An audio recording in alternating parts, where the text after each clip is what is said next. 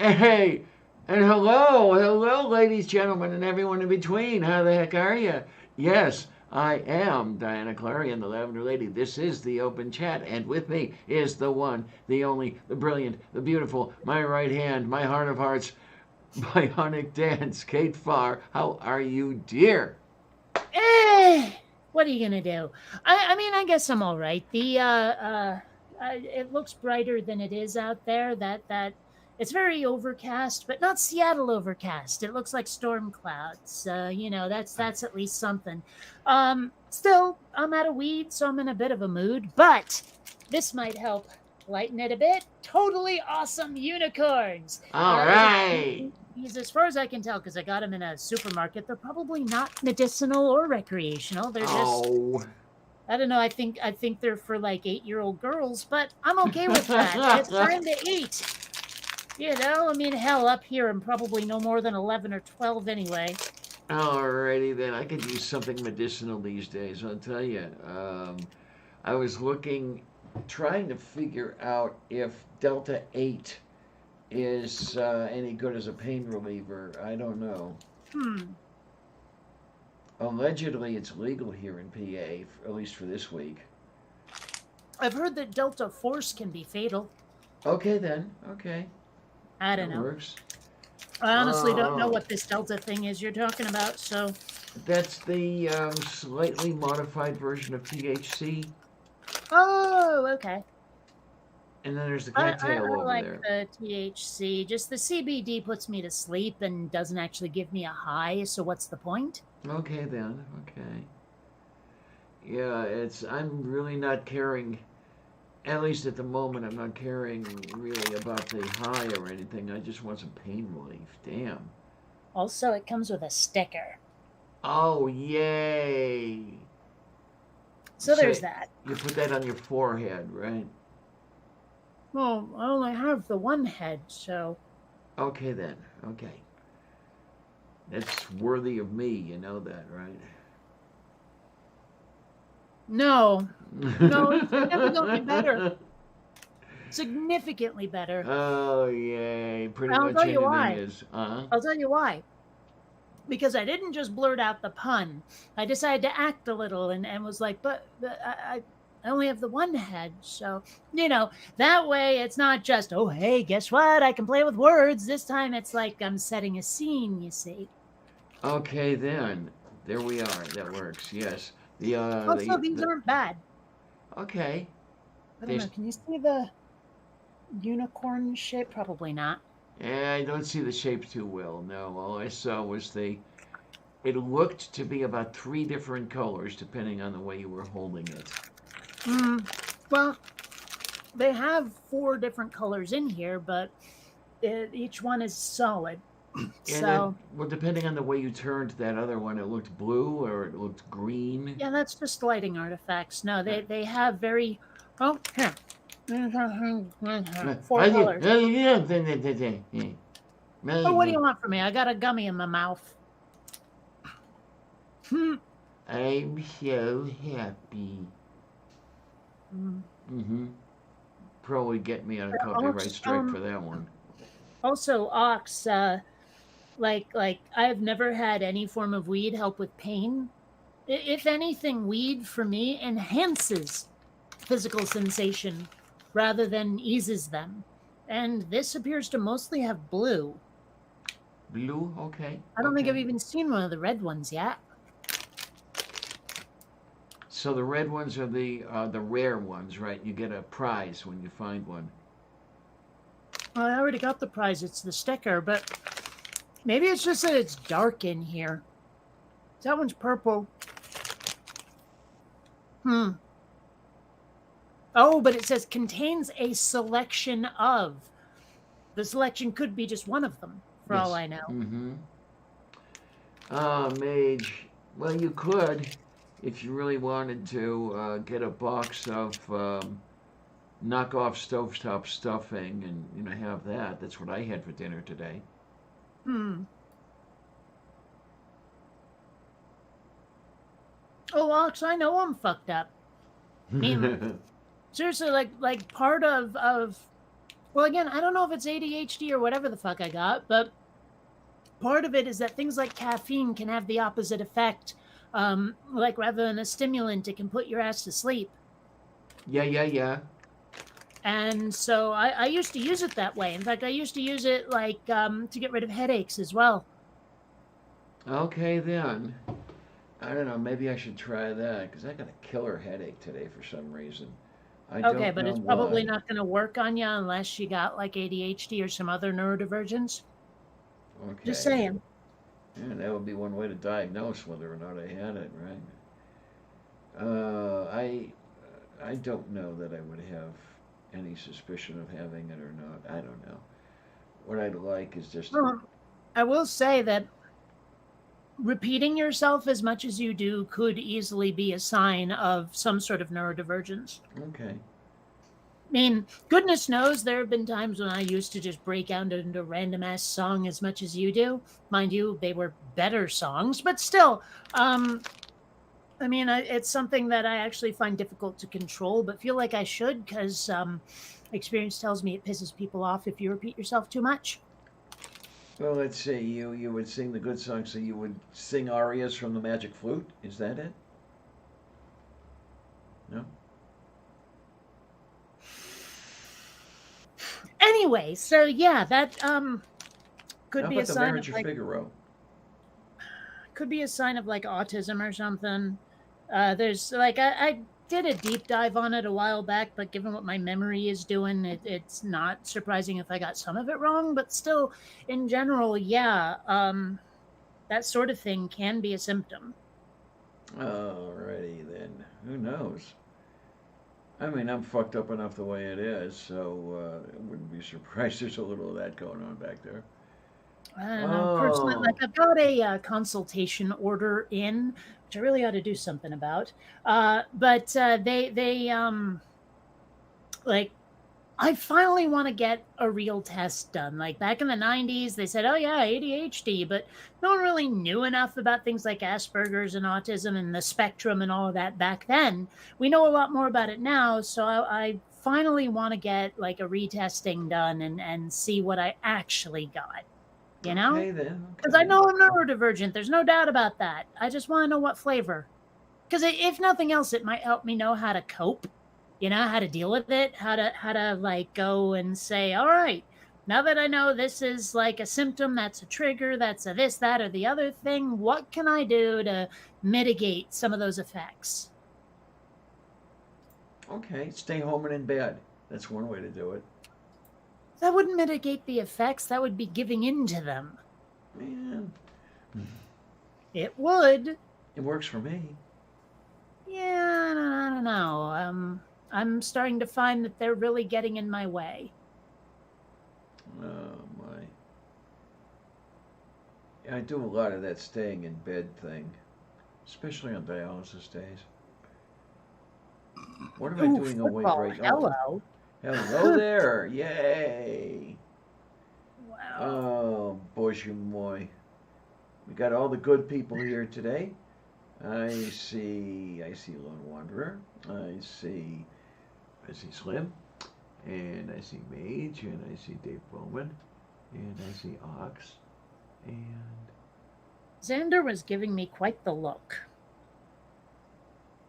But the thing is, when cats narrow their eyes, it's usually like a sign of affection, actually. So it may have been that he was looking at me like, oh, but it sure looked like he was going, don't ever belch again. Not in my presence. I was gonna say it could be sizing you up to kill you. I don't, He's a Well, little small for that. I think if he didn't get the killing blow in on the first go, he pretty much is dead meat. there you You know, go. go for the jugular, little boy. Go for the jugular, my champion. Oh, my Oh mighty little my, man. Oh. you're the kiddiness. So I'm sitting on my uh, fourth port here in 6 months, I'm and I'm sorry, I could not have heard that correctly. Your fourth what? port. It's the catheter that goes in there, and I do the Oh, dialysis through there. Only four oh. of them in 6 months. It's like, what the hell, man? It's crazy. Well, I got two of Yeah, them within a week of each other. When you said port, I thought you meant booze. No. I Oh, haven't had okay. What's the difference between port and porter, if any? And not just the ER. They're spelled differently. I got that part already. one's a wine and the other's a beer. Oh, okay. Figure someone might have gone, wait a minute. Maybe we should give one of these a more distinctive name. There you go. Yeah. I don't know. I'm not much of a wine drinker, but I guess any port in a storm. But There you go. see, if it's going to be a really bad joke, it helps to be a bit self-aware about it and let everyone know you're self-aware about it by either, or making, rim shot noises or whatever. But sis. Yes. Hmm. Although you probably shouldn't Uh, be bumming your sis. That's gross. eek. Especially since she's like dead. Yeah, that's true. That's true. That would just be extra creepy. Extra. Yeah, Dave, that is my most recent procedure. Yeah, that's the one I had done yesterday. And I hope that's the last one I have. Um, Pure hopefully. Kana. Yeah, What is that? Who, Pure Ox. Kana? I mean, it sounds like it's a strain of something, but I've never heard it for weed. I don't know. Mind you, I'm still learning a lot of the different strains. There's like thousands of them. All I But know is katakana, and that's not a I have strain. found my strain, which is great. So, Oh, hmm. okay. Even after being uncorked. What do you know? No, I haven't had port in a hell of a long time. A long, long ass time. Well, I wasn't kidding when I said I'm not a wine drinker. So, Oh man, so you're not a whiner. hmm. Boy, those looks like you're really enjoying those gummies. That's a good thing. If I was really enjoying them, this would be empty, which it's not. I think there's one left in there, right? More. Oh, okay. I don't know if you can. No, I can't see for crap. There. Well, more. Could More be. than just one. Okay then, that's a good thing. Somewhere closer to the vicinity of 10. Oh wow. Xander Oh, thinks it's a toy, doesn't he? I guess not. He's just curious. that's the other thing I've got to Xander, look you know at. what kills cats? You know what kills cats? Yeah, kitten side. I was going to say feline leukemia, but all right. Well, that too. Oh my. You're talking about the CBD and stuff. I have to wonder if I could get that covered under Medicare Part D. Part D. Yeah, the drug part. Medicare parts A through C were all right, but I mean, seriously, do we need another sequel? I don't know. Sometimes you get to the point where there's just too many sequels. But again, you should move to California. It's amazing what they'll pay for. Like Yeah, seriously, so you if you're tell me. able to be comfortably poor, you can get so much shit for free here. I mean, Yeah, but only if it's like necessary, if it can be justified by your doctor, but still. okay then. Ox, I'm afraid these are not. I mean, they're edible, but they're not edibles, if you see what I mean. Moo. I'm just saying. Yes. Besides, as I understand it, giving your cats weed is bad for them. Like, I looked it up because I was wondering, like, would it be okay to exhale in my cat's face to get them high? And I looked it up to make sure it was safe, and no, fucking don't. My next door neighbor So, used to do that to his cat, and I think he totally screwed the cat up. well, if I'm going to get my cats high, it'll be with catnip, Yay. because that's what's appropriate. Mind you, neither of them really seems to react much to it. Columbia almost never has, and Xander seemed to I don't know. He liked it at first, and then it just stopped being a thing. So The little one is hot and cold on catnip. I think she has liked it once or twice, but most of the time it's like, what is this shit? and What's yeah, this stuff? yeah, Ox, it's just candy. I'm sorry, it is. Oh. Mm. Oh, you want to come on, honey? Yeah, give me half a second here. We can take care of Okay. that. I've met Slim before, right? Yes, you have. Like, I He was mean, in real time. yeah, I think he was on this stream All right, with just you making sure. recently.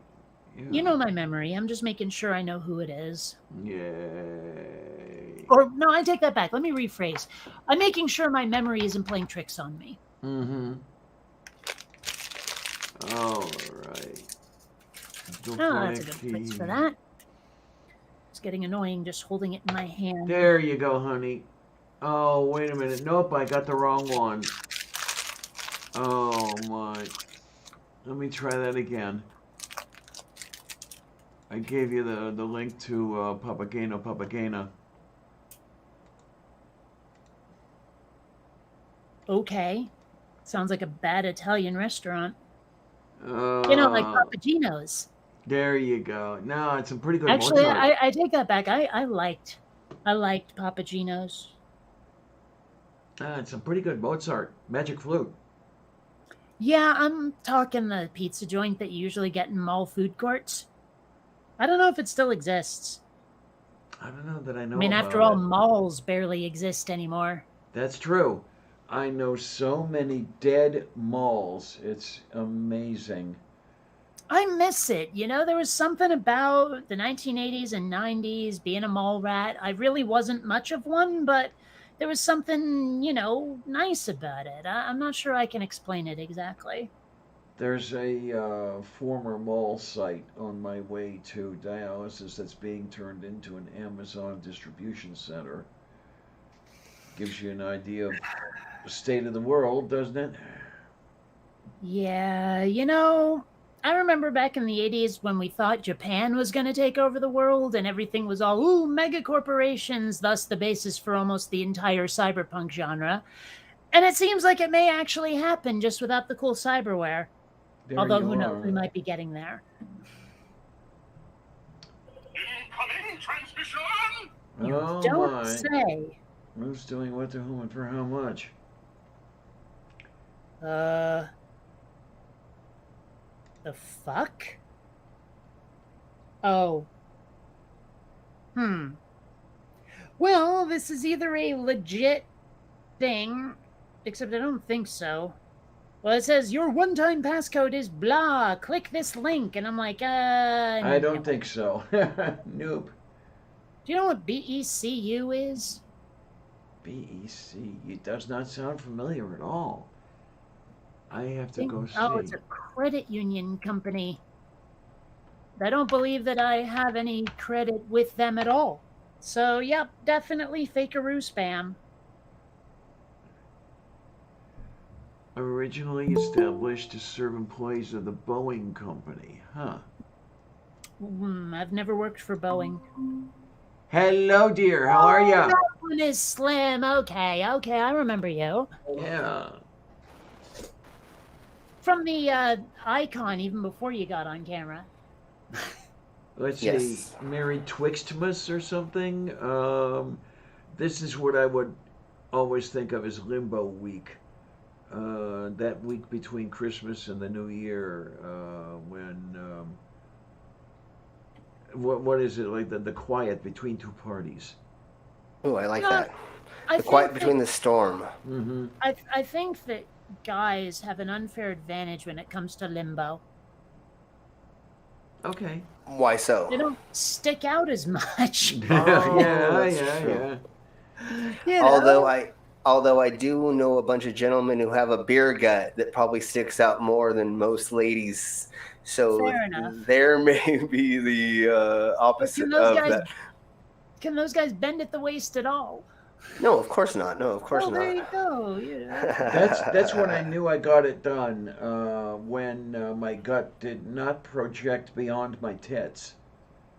Yeah, I took off 70 pounds over a 2 year period, and I'm just trying like hell to stay down here. Well, at least you got down to that. It's Yeah, wonderful when people are able to take off that weight to make themselves more healthier. yeah, I was not comfortable at all. I weighed 240, and not Oh, good, not good. no, Mm. no. Yeah, I really should get in shape. Like I'm not tubby by any stretch, but I really should get back in shape cuz like I'm not sure I could run too far. You Well, know, that's the like the problem. pandemic has definitely made a lot of us much doughier, let's Oh face it. yes, absolutely. Yeah, and that's what I was gonna get at is like a lot of us weren't able to go and exercise or do a lot of things that we normally do. So I actually have put on probably 10 pounds, and I know that doesn't sound like a lot, but when you've been this size your whole life, to me, it's a little noticeable. Uh huh. Yeah. Mm. But I fortunately will be on stage a lot more. I have 6 gigs booked for the next 2 months already. Hey. All So right. I will be on stage doing stuff, and I have a festival I'm doing in February, and so I get to go and exercise and have fun on stage in front of people, and that's usually how I get my exercise. So Mm. That sounds I'm like stoked on fun. that. I should Yeah, get my VR machine repaired cuz that was a great source of exercise for me. What yeah, like I'm the Wii, things like yeah. that are wonderful for that. What I'm Uh, waiting uh, for. Dave, no, I don't still rollerblade. Part of the problem is just getting to the bike path is really it. You have to make a choice between really expensive or takes for fucking ever. It's basically one or the other. Yeah. And also, like, well, it's been really weathery out there. Um, I mean, it's been in the 40s and 50s a lot, and overcast and even raining. And I don't even want to think about what it'd be like on that long, lonely ass bike path where there's only like highway on one side and scrub brush on the other. And all of a sudden it starts to rain. You don't want to rollerblade when it's raining out. So those blades would have to come off and I'd have to walk the like 20 some miles back, depending on how far I am. So no, I take that back. I take that back. It's a 23-mile round tripper. So 13, but Oh, still, okay.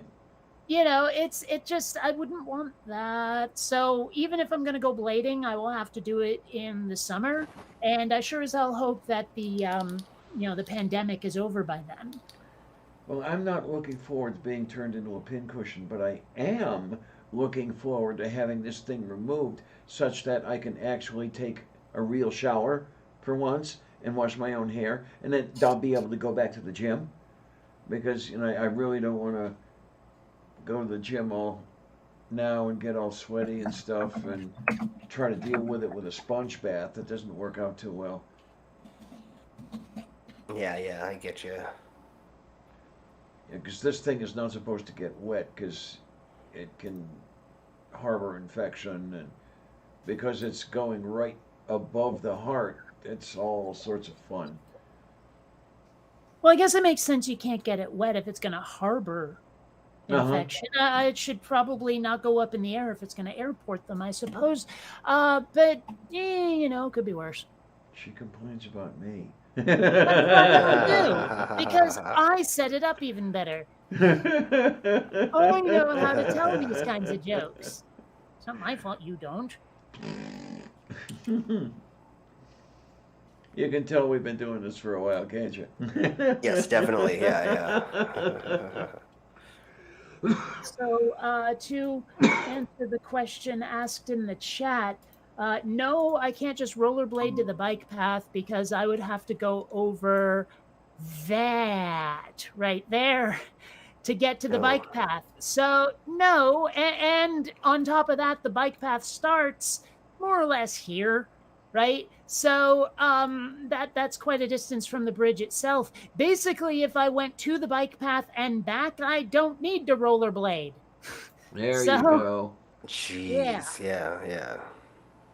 So no, I can't just blade to the path. And also, I don't know if you've ever seen traffic in San Diego, but I can't believe people even like bike on the streets here, much less rollerblade.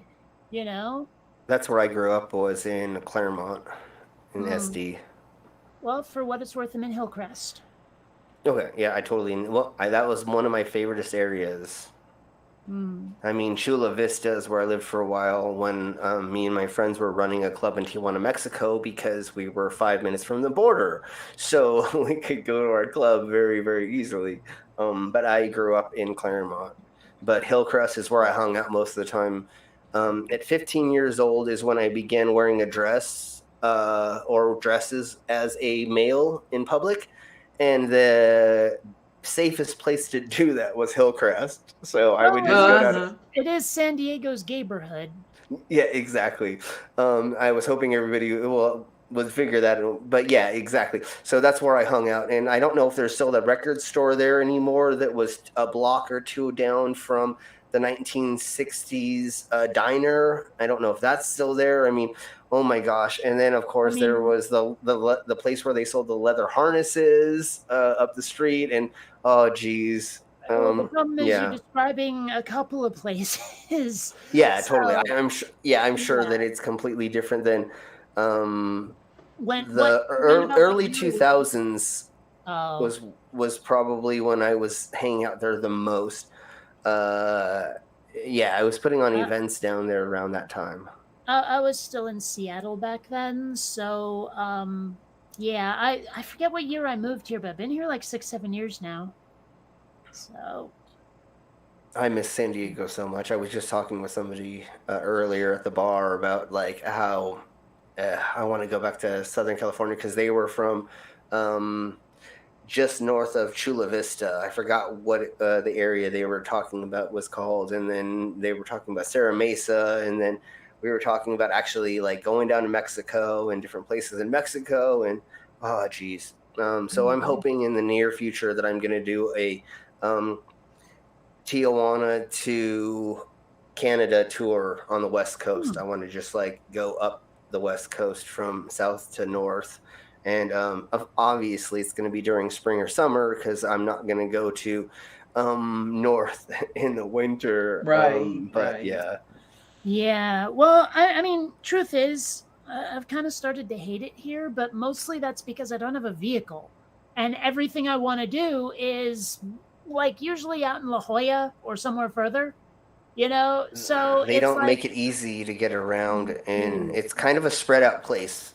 Like most of America's towns and cities are actually very compact and very near each other, but San Diego is this huge spread out like million different section place. lots of little neighborhoods. Yeah, like San Diego technically is only downtown, but if you look at San Diego County, it is freaking a gazillion miles. I mean, Santee and El Cajon and all that stuff are technically it, and that's so far away from downtown or any other areas, Serra Mesa and all that stuff. Those things are so far away from each other that it's huge. Yeah. It's well, one of the things I remember from reading a lot of Shadowrun back in the day is like they were talking about how Seattle back in their future, it's practically our past now, became this like gigantic mega city, and they always describe it as the sprawl. And I'm like, you know what? That describes Sandy fucking Ego. Exactly, for sure. Because like San Francisco, it's San Francisco here, and then you get to the border, and then it's the other towns and it's other places. So it's still sectioned off. Denver is kind of wide, but it's not as wide as San Diego is. Like once you start getting out of Denver, you're like, I'm in Aurora, or I'm in Littleton, or I'm in these other places. Yeah, I mean, like downtown San Diego is sort of around here-ish, right? Yeah. And then, yeah. well, actually, here-ish. And Yeah. These are all buildings. This is not fields. These are neighborhoods. Look at all exactly. of that. Okay, so yeah, the fact that I don't have a car practically hamstrings my social life because every event, like I'm signed up for a bunch of like meetup groups, and all of them are clear the frick out in the boonies. You know, like if this is downtown San Diego, this is Balboa Park, and then they're like, oh yeah, go to like La Jolla, which I'm not even seeing right now, but it's way the fuck out there. And the thing about the bus system there is it's very convoluted. You go on 5 different buses to get 3, 4, or 5 miles sometimes. They don't have like that many straight routes unless it's like on a major thoroughfare, because it's usually not on a freeway, but if it's like on a major street like Balboa and a couple other ones, it like actually runs the whole thing. But where I lived in Claremont, I had to ride 3 buses, I think, to get to the beach, and it was like 5 miles away. I was And- completely spoiled by Seattle's bus system. I mean, Yeah, if I know. nothing else, they had a debit card that you could pay with. Whereas like here, monthly card, and that's it. I mean, unless they've since changed it. I wouldn't mind taking the bus if it wasn't a matter of having to always have exact change or always spending so much money on the monthly pass that you barely use. I mean, I would take the bus a lot more if just paying was more convenient. Tell me again, Kate, what it was that got you to San Diego? The weather. Seattle was slowly killing me with its clouds. Oh yeah, totally. Yeah. Yeah, okay. I mean, just in other words, San Diego over wherever else you might have looked at, or did you not Well- look at anywhere else? It was. I mean, I looked. It's just that there were things about San Diego I couldn't pick up from just a visit. You know, like it didn't occur to me that the buses were going to be that crappy. Okay, gotcha. You know, and How are you affording living there? It's kind of a complicated story. Okay, and I shouldn't have asked her, but that's the only reason why I can't go back yet is because like I so want to be back in San Diego. Just it's so unaffordable comparatively to where I live now. Denver is almost priced out to where I can't live in there either. Well, there's like 2 major factors. Number one, I own a condo. But number 2, my income is so low that I can get like medical and a bunch of other stuff for absolutely free. Because what they Sweet. don't do is look at your assets. They only look at your income when it comes to Okay. medical care. Yeah. It seems to be a little different with things like food stamps, EBT, all that. But, I can afford my food. It's just the medical care. I mean, like I had to have brain surgery a few years ago to correct some seizures, and that was like hundreds of thousands of dollars. The only thing I had to pay was getting to the hospital. Okay, good. So, I'm glad. I'm glad. Yeah. there are ways to live on the cheap here as long as your housing is taken care of. Okay. Because one of the problems I have is being a sideshow artist is everybody and their mom is a freak in Southern California. So I can't move there and be one of the only. In Denver, I'm the only practicing sword swallower in town right now, technically. So I actually can get gigs because they say, need a sword swallower? You got to go to Slim, you know? I'm really not sure like how much of a freak you can be in San Diego before people start saying, okay, too much. Yeah. You know, San Diego's the conservative LA or the conservative version of California.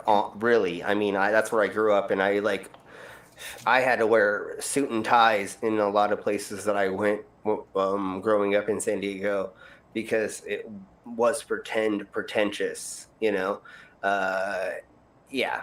Well, I mean, like if I were to walk around with these elf earbuds in all the time, eventually either I'll just be, hey, you with the elf ears, or it'll be, what the hell's wrong with you, freak?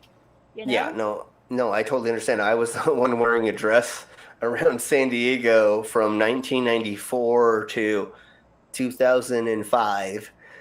And Well- I was the freak that always wore the dress everywhere, but everybody knew not to mess with me because I was the badass that would kick your ass in a dress, and you don't want to get your butt kicked by a dude in a dress. Well, and maybe it's just because I do live in San Diego's neighborhood, but there's a lot of freaks here, and that's okay. It's a little bit different than like growing up in the ghettos of San Diego during the I'm just 1990s and wearing a dress. not sure how far I can get from home before these are unacceptable. Yeah, no, I totally get you. I live in a small town right now called Fort Collins, which is a college town, and I pretty much walk down the street and everybody's staring at me. So I get to deal with that fun stuff. When I go down to Denver, nobody gives me a second look.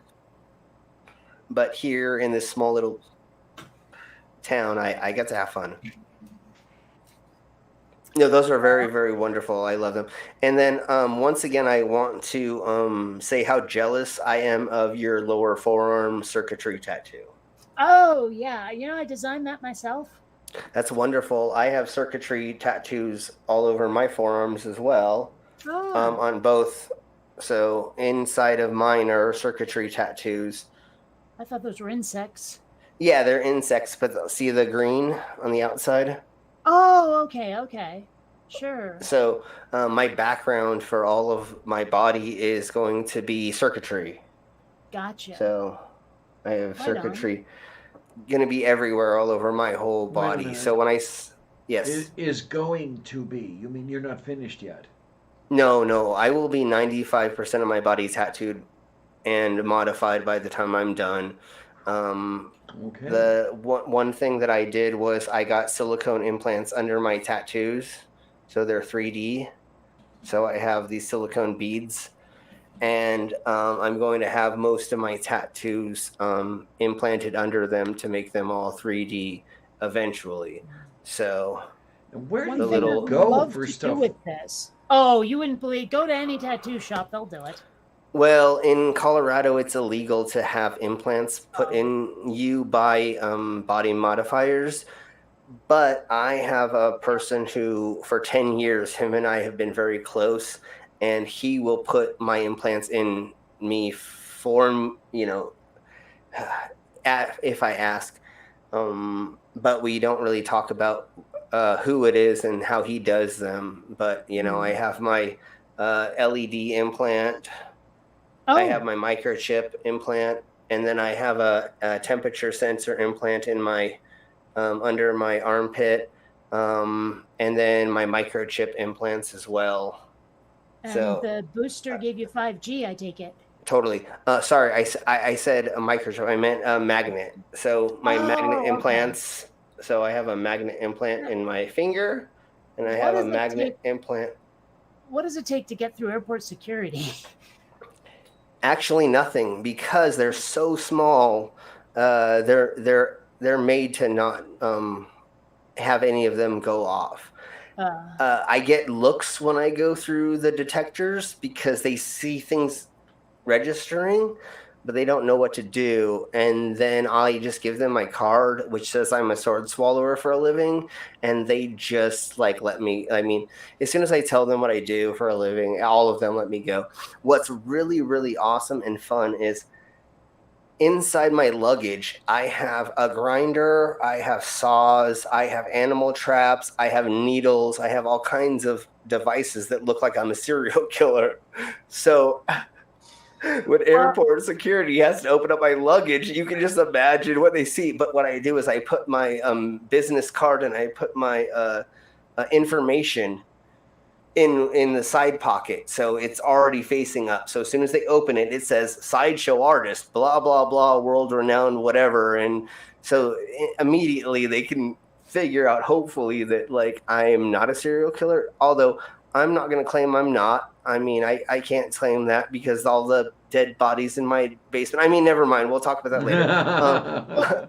One thing I'd really like to do, I know they have blacklight reactive tattooing. It's possibly dangerous. I'm not sure, as in unhealthy, but it would be so great to walk under a black light and have this shit glow. So there is a couple companies right now that are FDA approved for UV ink. So you can go ahead and talk to a person who does that often and have that done. I have had 8 hours of UV ink tattooed in my body. So everything you can see almost, I have had UV ink tattooed in. Unfortunately, I did not have a FDA approved company, and the lady who did it to me didn't know how to do UV ink tattooing. So it does take a little bit more finessing. So I spent 8 hours in the chair getting tattooed. I went and did a show where I pierced my neck 10 times down my throat and did a bunch of other things, which caused rejection of the ink during that time. My homegirl said, hey, the drummer of Dawn of Ashes is having a birthday party at Milk Bar, which is the bar that we put on events, and it's one of my favorite bands. So we went there and partied with them until 3 a.m. drinking. And so the reason why most of it fell out is because of my own fruition. I should have just went to bed, let it all heal. I should have covered it all. But again, look into people who use the FDA-approved ink, and it's Mom's Ink, and there's a couple other tattoo companies' ink that they can actually facilitate that for you. You just have to find an artist that actually does it often. You can't go to somebody who doesn't do it, because it actually takes a different type of technique to keep that ink inside the body, and eventually it will come out, and you're going to probably have to go get it done again. But then not worth it. Well, but that's just like knuckles or other parts of the body where you just just have to kind of deal with that. Yeah. Well, there are 2 other tattoos I'm thinking about getting. It's just a matter of moolah. So. I totally understand that. That's why I do trade for trade. I get tattooed for people to be able to post. We got rid of it. Yeah. Thanks, Ox. Yep. I'm not even sure what that meant. What the message was? Yeah. Well, no, I see the message. I don't know what it means. Yeah. So it's a spam link. If you click on it, then it takes you to some thing that steals your identity and blah blah blah, or checks your computer. It's a spam bot, is what it is. Not a very good link. No, it's a Russian thing. Well, what I mean is that it's vor.space NGO. Yeah, it's really weird. I don't know how they actually work. Yeah, I don't know exactly how they work, but it's a spam thing. So every time I'm the last couple weeks that we've been watching streams and been on streams, we've had to deal with those. The past couple years, I had to deal with them in my comments, and I had to delete them from my comments, and so did some of my other content creators. Yeah, but now they're in our freaking side chats. So it's some weird bot that Russia and Croatia and somewhere else is using, or something like that. Yeah, it's a porn bot, is what a Titan is saying. I guess YouTube kind of started cracking down on links in the comments. Yeah. And then they went to the live streams in response. Well, one thing that YouTube has been talking about, and I don't know if they've implemented it, and I sure hope they don't, is holding the owners of a channel responsible for the comments people leave on their videos. So like if I don't actually notice that someone posted like rabid pro KKK stuff or something, and I might not, because YouTube doesn't actually send they don't tell me a notification of every comment on my videos. Yeah, they don't. I could end up on the hook for something someone else did about which I was not notified. How the fuck am I supposed to deal with that? Yeah. No, totally. Because like I have videos from 11 years ago. In 2008, I think, is when I joined YouTube. I have videos since then, and I go there every once in a while just to like check, or I'm like showing a friend, like, look what I did a million years ago. And there's like 20 new freaking comments, and I'm like, why the heck am I not being told? And some of them are like talking crap to me, or like saying negative things, and I'm like, whoa, let me freaking, like, I usually don't delete anything unless it's like very abrasive or has something in it.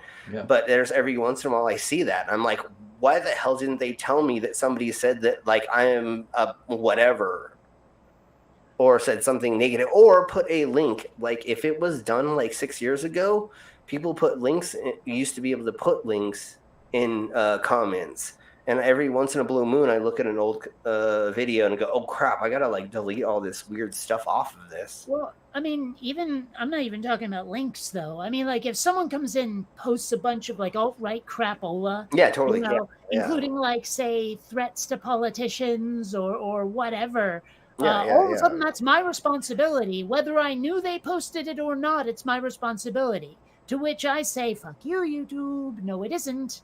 But Yeah, what are that's you a gonna bunch do? of bullcrap because I do a bunch of conspiracy theory videos, and of course, the people in the conspiracy or that believe in it will post whatever they want to say, and of course, they're going to call me bad names, and it's like that's not my responsibility to like. Well, and I don't want to delete certain comments because I want people to see them looking like the idiot, not me. Mhm. So of course I'm not going to leave up like racist or whatever. But when they're like, "Oh, you're a blah blah blah," and da da da da da, and since you think this, then you're a blah blah blah. No, I want to leave that up because I want you to see how dumb this person is. Because anybody who knows me knows that I try to be as honest as possible or as open. And when we do streams, if I say something wrong, if anybody calls me out, I'm like, yeah, totally. Okay, let's look it up. Yeah, no, I made the mistake. Let's go forward from there, Hey, the Well, you know, Poiple is that's the here. thing about being on the internet is make a mistake, any mistake, and it's just Yeah. too late. You know, even Yeah. worse is when it's their misinterpretation of what you said. It's too late. You know, Yeah. their interpretation is what you meant for the end of time. You know, and it's like, how do you deal with I people misspoke. like that? I mean, if you absolutely have to, like, if you can't get rid of them, if you can't block them, how do you deal with a person like that? Yeah.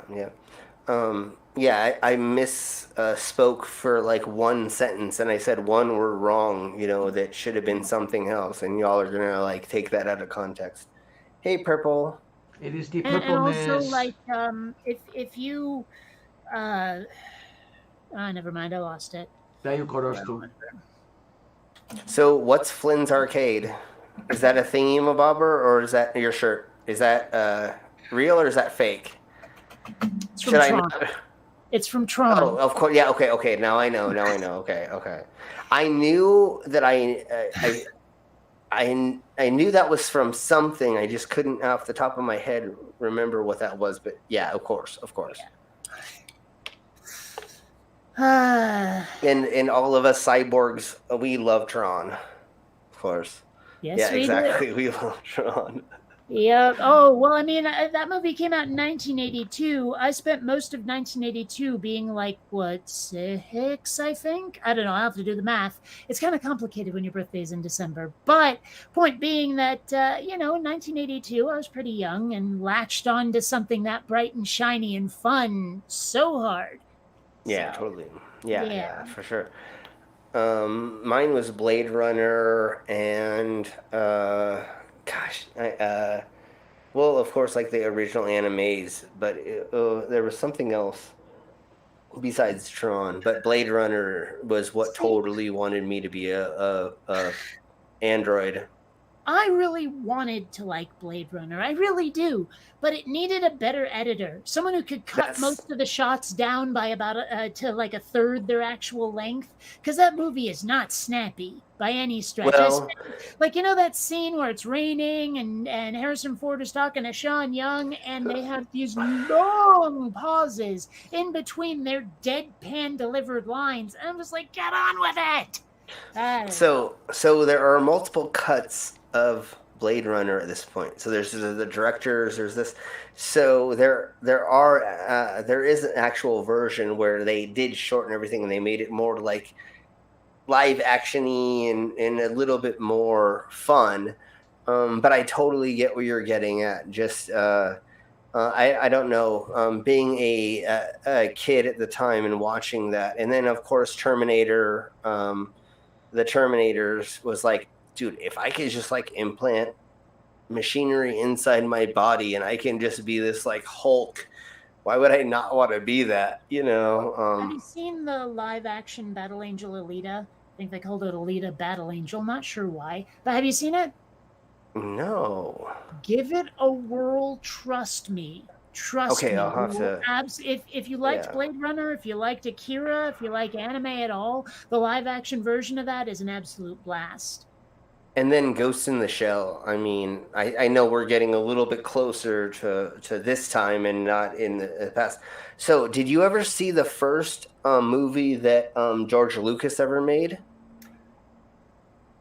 It was before Star Wars. It was about like some futuristic Oh, colony. THX-1138. Okay, sure, Yeah, sure. yeah. Well, There the we thing is, go. I mean, the first movie he made that, like, because if you look at Spielberg, for example, there's like a student film he made, not something that got released in theaters, and I'm sure George Lucas has that as well. It's just right now I'm blanking, so I wasn't sure exactly if you meant like theatrical release or what. No, the THX 1138 or whatever, Hmm. dude. It is so well done. I mean, for being that time period, and Well, it is a product of its time. yeah, of course, yeah, definitely. But that's like the beginning of pushing or working out the rest of I guess cybernetic theology. I guess is the way to put that. I don't know. It seems like the beginning. It's very simple concepts, and then you can look at like other films off of that and go, "Oh, okay, I know where we went from there."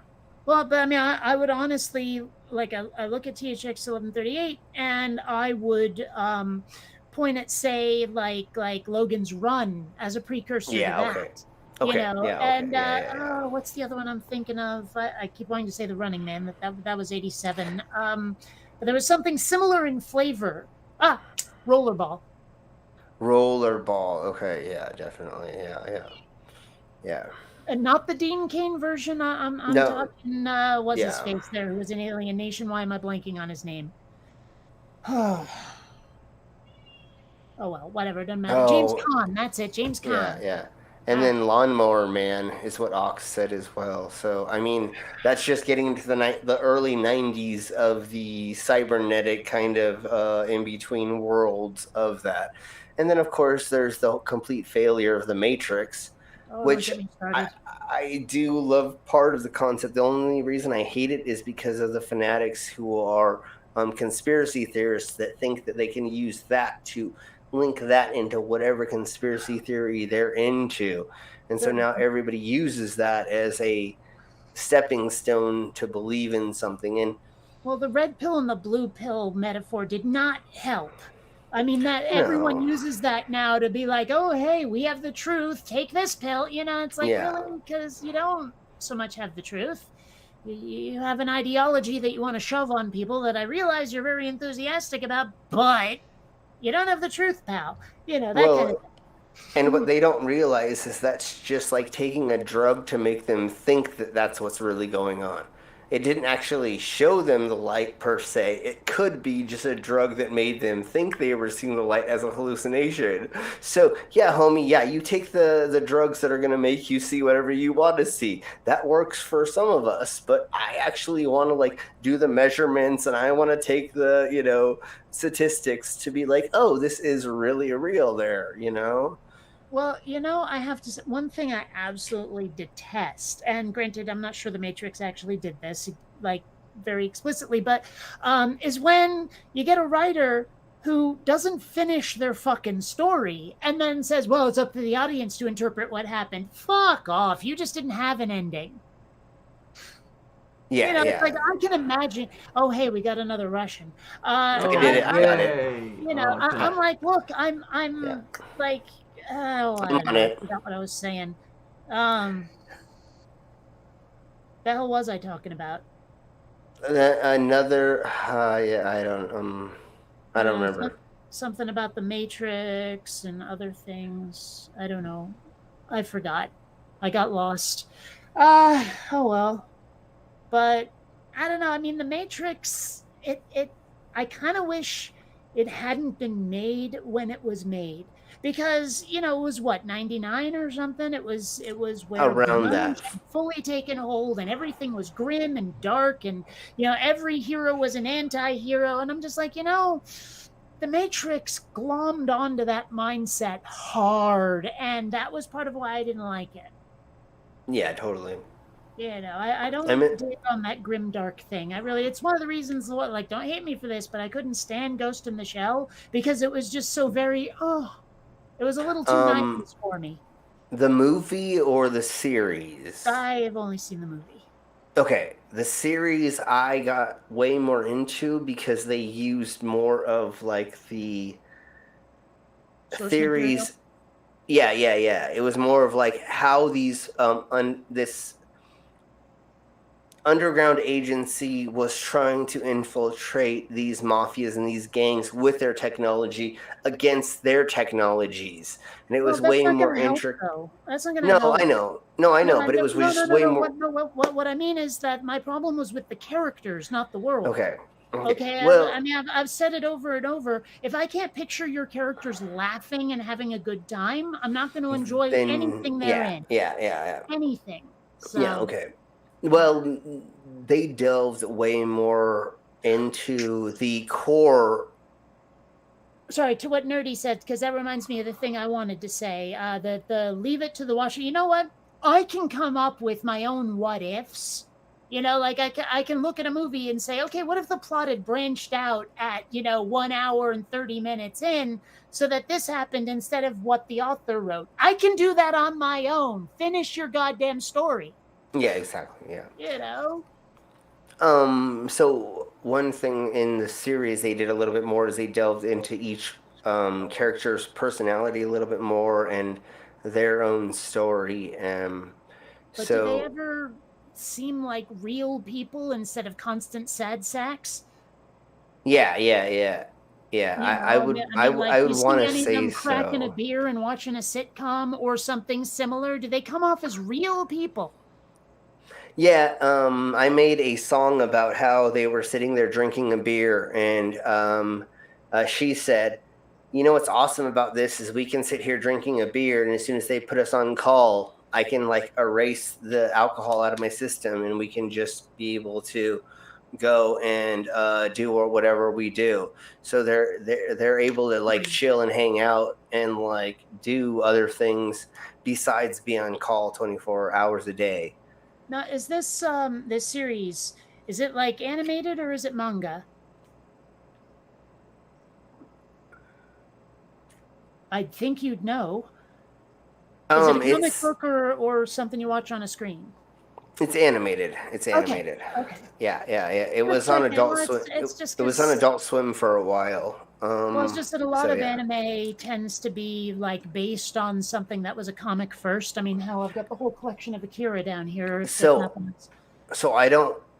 I'm not gonna say that it wasn't a manga first, and they did a representation of it onto cartooning. It may have been that. I think might be, but what I'm speaking about is the cartoon or the animations, and it's really smooth. And there's like a lot of like getting into the characters, and there's investing in people and making them humanized, even though they're supposed to be cyborg and not human. Because I think Well, that's the point of, or was supposed to kind of be the point of Ghost in the Shell, was the humanization of somebody not having a body and being the ghost inside of a made body, and they were trying to humanize that. well, we got a little far off from my question, Okay, sorry. which was mostly like if I wanted to seek this out to check it out myself, should I be looking for a comic book or a movie or a TV? It's a Apparently movie. show. It's a Oh, I TV mean, show. I've Yeah, seen the yeah. movie, but yeah, you were saying there's a series. It seems like it's animated. I might give it a whirl. At least watch the part of the first episode and just check it out. And anybody who's interested in cybernetics, check it out.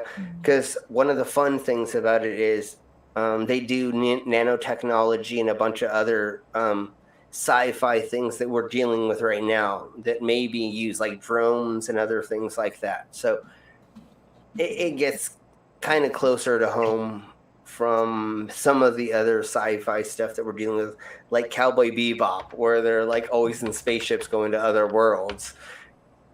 I love that, but it's harder to make a connection with that living on an Earth that we can't leave yet. Well, I don't know. I mean, I've latched really hard onto a lot of space-based sci-fi, so I can get Yeah, into it. yeah, totally. But Yeah, that's just me. Let's Firefly, see. fun stuff like that. I see something on HBO Max called Ghost in the Machine, but that's not it. Let's check Hulu. If it's not on Hulu, we go to Amazon Prime, and then if it's not there, we check Netflix. Ghost in the Show. No, that appears to be a movie, and even if I wanted to watch it, It is it's on called. a pay service, so that's not it's- going to work. Let's it's try called- Amazon Prime Video. So it's called Ghost in the Shell Standalone Complex. Okay, well, I just saw that on Hulu, but it's on an add-on. I would have to Yeah, spend more to see Ghost in the Shell. unfortunately, it's an add-on for all the places right now. So yeah. Yeah. All right, let's. It's Amazon Prime, not so much. Let's check out the Nerdflocks. So what you need to do is you need to find somebody who is really, really nice to give you their password for one of those, and then. Well, the thing is that the HBO Max, that's already someone else's password. Okay, well, we didn't say that out loud, but I'm yeah, saying, unfortunately, Ghost in the fun Shell stuff. was a SAC, I assume Strategic Air Command 2045. That doesn't appear to be the thing I'm thinking, or that you're talking about. No, it's Standalone Complex, which is the TV series. Looks like they don't have it. They do, however, have Cowboy Bebop, the anime. I remember liking that when I remember liking that when it was new. Maybe I should give it another whirl. So Well, I they rather have like they have the live action version of it now on. Oh, I know, but it's already been Netflix. canceled. So what's the point? No, I hear you, but the other week before that got dissolved, me and my ex were watching it together, and I got to like the third episode, and I was like, I honestly love the character, or the actors and actresses that they put in the places for them. It makes it a little bit different, and a little bit more fun. So if you want to see a new spin on Cowboy Bebop, then go watch the live action. But I'm not going to say it's better. I hate a new spin. Like you wouldn't I hear believe you. So. Yeah. I honestly think the original animation is way better, but I'm not going to say don't go check out the live action, because it is fun. It is weird and different, but it is fun.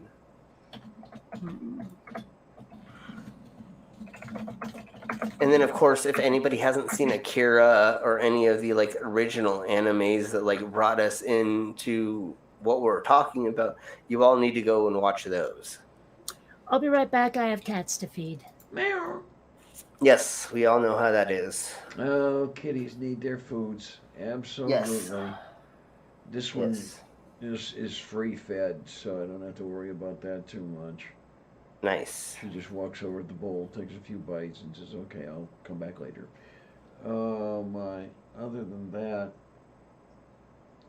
it's just... All right. So anybody in the chat, is there any anime or early cybernetic robot or any other movie that you can think of that we have not spoken about or has not been mentioned in the chat? Please put it in there now so that we can probably speak about them, because I want to say I've seen almost every sci-fi-ish type old school movie. And if not, I would love to see it.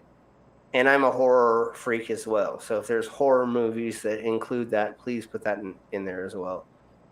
Yeah, Zombieland, yeah. I'm loving your outfit today. Your little red and white little motif you've got going on. You didn't have that on the other day, did you, Who, Diana? Oh, me? Yeah. No, nothing. Yeah, No, I like this your. No, this collar is my heating pad. That's your heating pad that we were talking about the other day. Okay, yeah. That's right. My neck is always painful. And Yes. then, I've got the red shirt, which I think I've had before, and the sweater because it was kind of chilly in here. Um, and that was with the furnace set up to 73. It was chilly for me. So I guess I'm So old. I can think of a few movies that involve cybernetics. It's much more difficult to think of good ones. There is one movie I really well, actually two, because the movie that came after it in the same series still pretty good. That involves cybernetics. The Empire Strikes Back. You know, Luke's hand. Yes, of course. The And stars I don't of the know that wars. Tron could necessarily qualify as cybernetics, but it's certainly electronic. I wonder what one could do with the Sirius Cybernetics Corporation. You know, a film titled Share and Enjoy. Take it from there, and I wonder what you could do with that. Oh, that would be awesome if we could make a Also, script out of that. Cyborg with Jean-Claude Van Damme in it. Yes, definitely. The actual One movie that called only Cyborg. loosely involves cyborgs is called Fortress. It's got Christopher Lambert and Lauren Lachlan and what the hell's the guy's name? Why am I blanking? Dude from RoboCop and that 70s show. Shit. Clarence Boddicker, whatever his character or the actor was who played Clarence. Whatever. Point is, he's in it too. Okay. It's basically a gigantic prison complex where they throw this couple that's trying to escape because they live in an oppressive police state and she got pregnant when she's not supposed to. Oh, nerdy! We Of already course. mentioned Battle Angel Alita. We talked about it for a good while. Let's see. I know there's other cyborg movies about cybernetics. For some reason, I'm totally blanking though. Like I'm getting mental images of screenshots, but for some reason the titles aren't coming to me.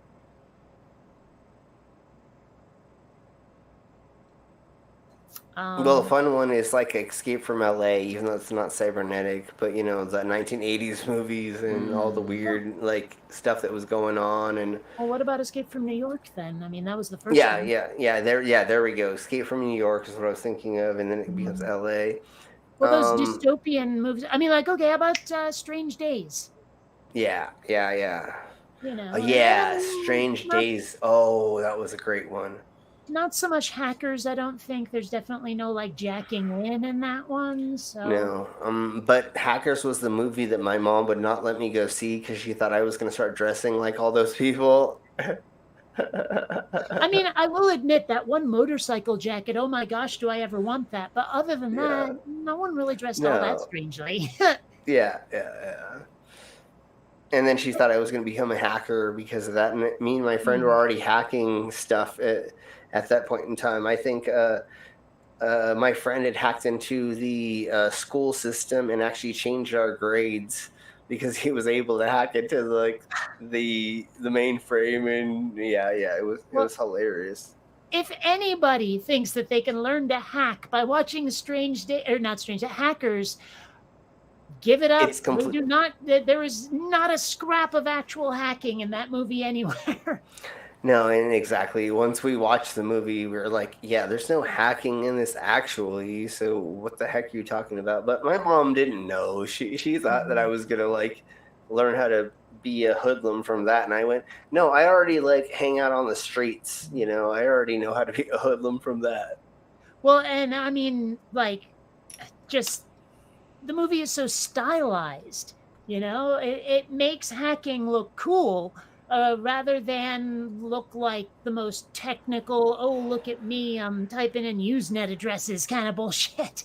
You know, it's like you don't, that's not, it was such a graphic representation of hacking, you know, it made hacking look point and click. Yeah, I know. And it's, we already know.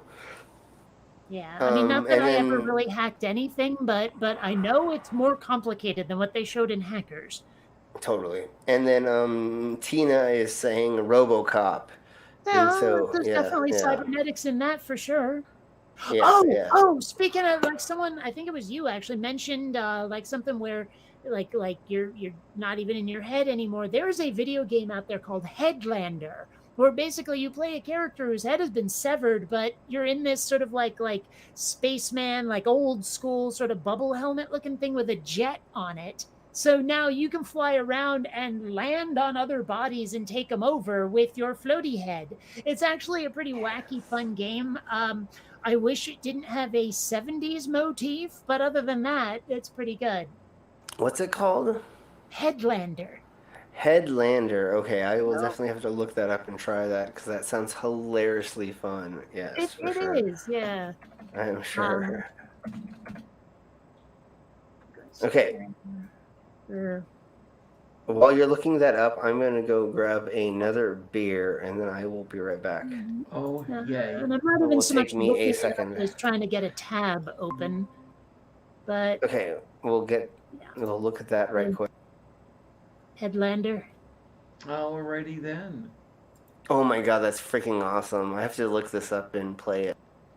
It's kind of a blast, literally and figuratively. But yeah. Come here.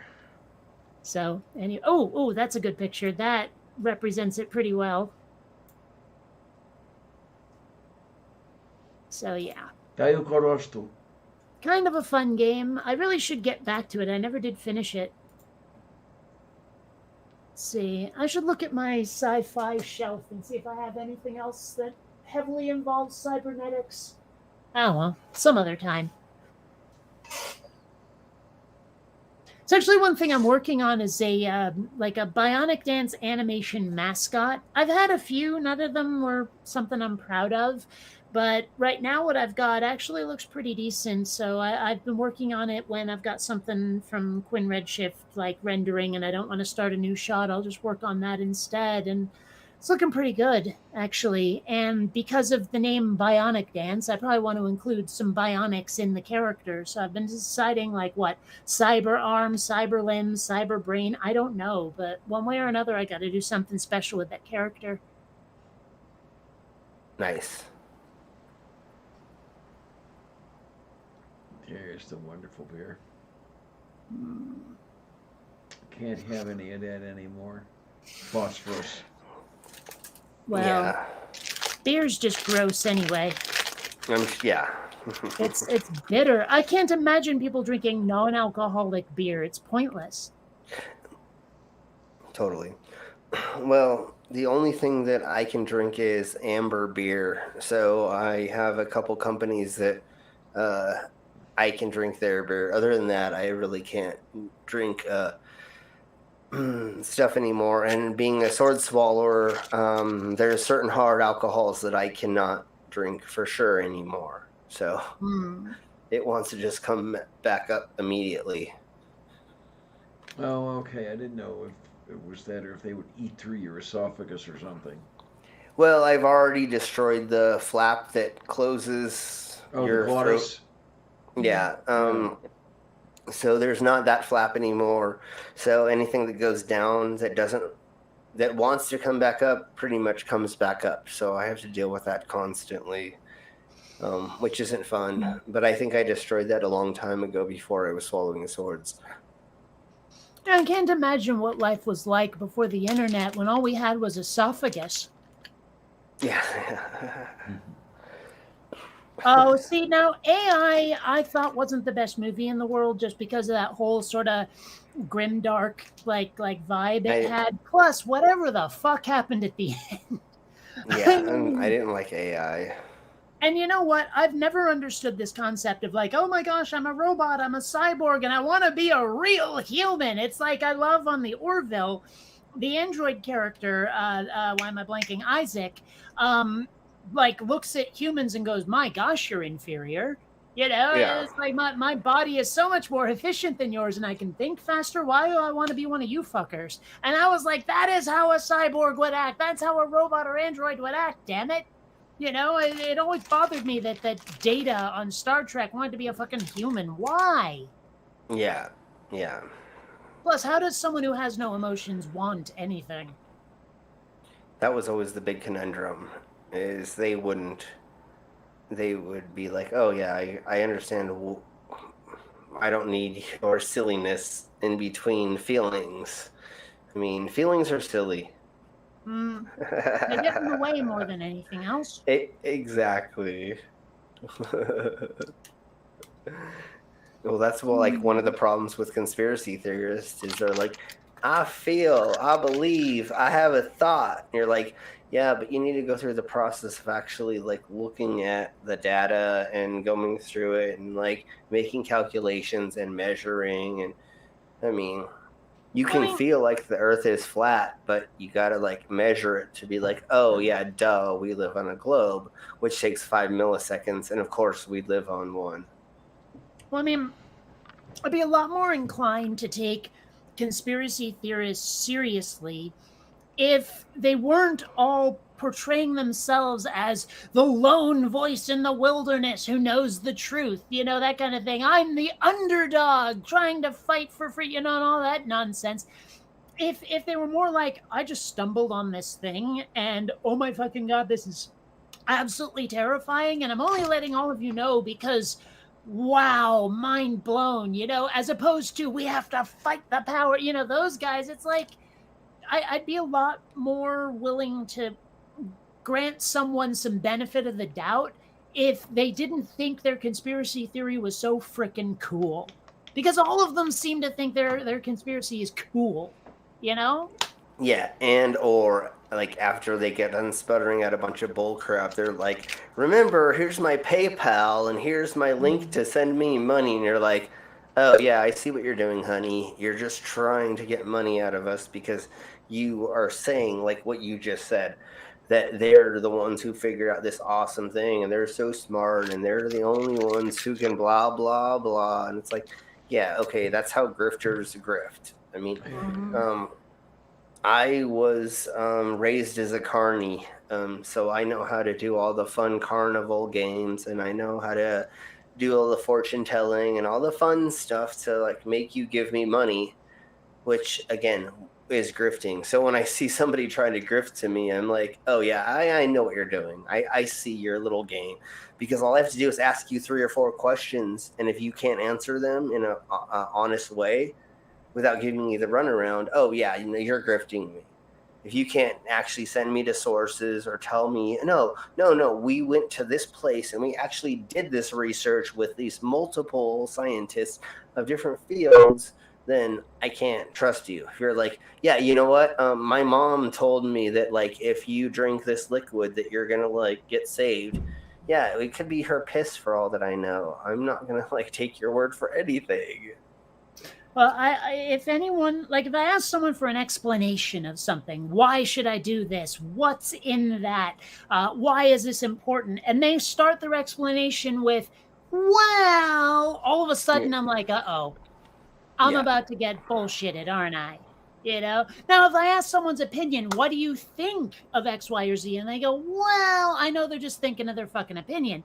But if it's like, okay, will this kill me or not? Well, done, Yeah. This is going to solve this problem. Well, why? Well, you're like, no, honey, that's not how, I'm not going to listen to you. If you said, well, there are these things that are, there is chemicals, there are minerals, there are these things that if you put in your body or you use it in a certain way, it's going to do a certain thing. Okay, I understand that. Or if you actually show me like documentations or some kind of like,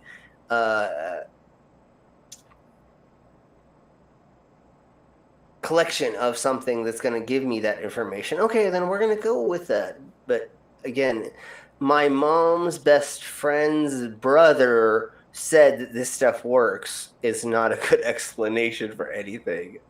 Oh, I was having an argument with someone on Twitter about the vaccine, and they were like, well, these relatives of mine had horrible things happen to them because of it. And I asked them, well, okay, but how statistically relevant are your anecdotes? And they went, well, I'm not taking anything that can kill these people. And I'm like, okay, but how statistically relevant are your anecdotes? And eventually they just stopped talking to me because they refused to give an answer. And I wouldn't get off the should we get rid of a vaccine that helps 99.9% of the people? Just because of that 0.1%, they wouldn't answer that either. Yeah. just like the people that are wearing these medallions that are supposed to ward off You vaccine. just ate. What do you want from me, kitten? You want to climb aboard? Sorry. Yes, these people are wearing these medallions that are anti 5G and that ward off radiation, but they just found out they all contain radiation in them. Okay. Yeah, yeah, and then there are people who are these anti-vaxxer or detoxers, right? They're using a bog mud to detox themselves from the vaccination that they got.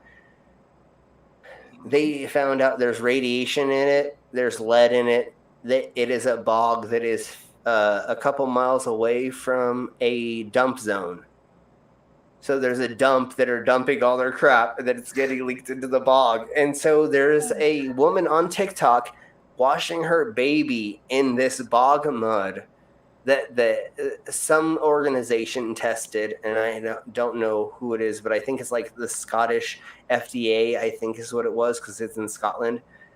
They found out there's lead, they found out there's radiation, they found out there's all these poisons in it. And this lady is like washing her baby in this stuff because somebody on the internet told her that it's going to totally like detox them and her baby's not vaccinated, but she is. So she thinks by touching her baby that her baby's going to be vaccinated, and so she needs to detox her baby from the vaccination. Well, that's the part that knocks me out about this whole thing, is how many people have shown themselves to be completely medically illiterate. You know, the ones who, full of sincerity, insist that masks don't work because they don't protect you.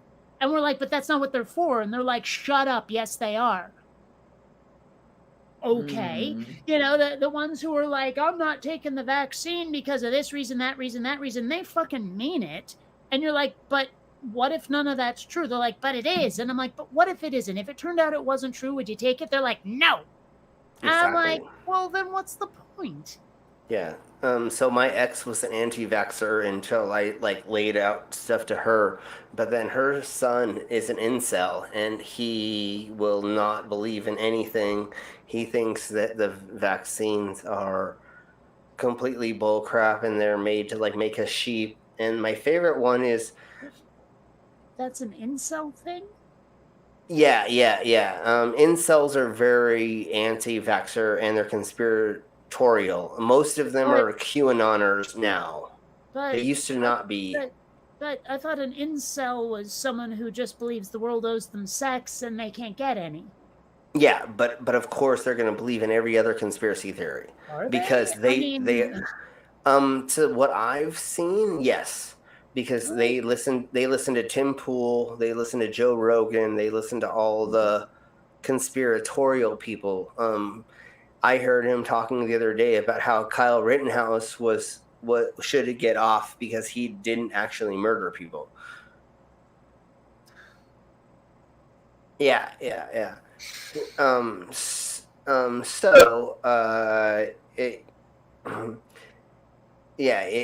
There's a lot of them. A lot of the conspiracies all go together, and unfortunately, yeah. But I showed my ex a bunch of documentations about how the vaccine works, and there wasn't as many deaths. And she actually worked in the health industry. She makes food for a retirement home, and all of the people in the kitchen are all anti-vaxxers, and they work in the health industry.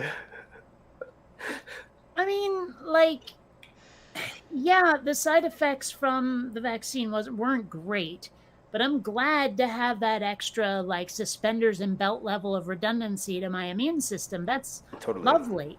It's so weird to me that people are like, no, I'll just get the disease and then I'll be so much more immune. It's like, that's not even how it works.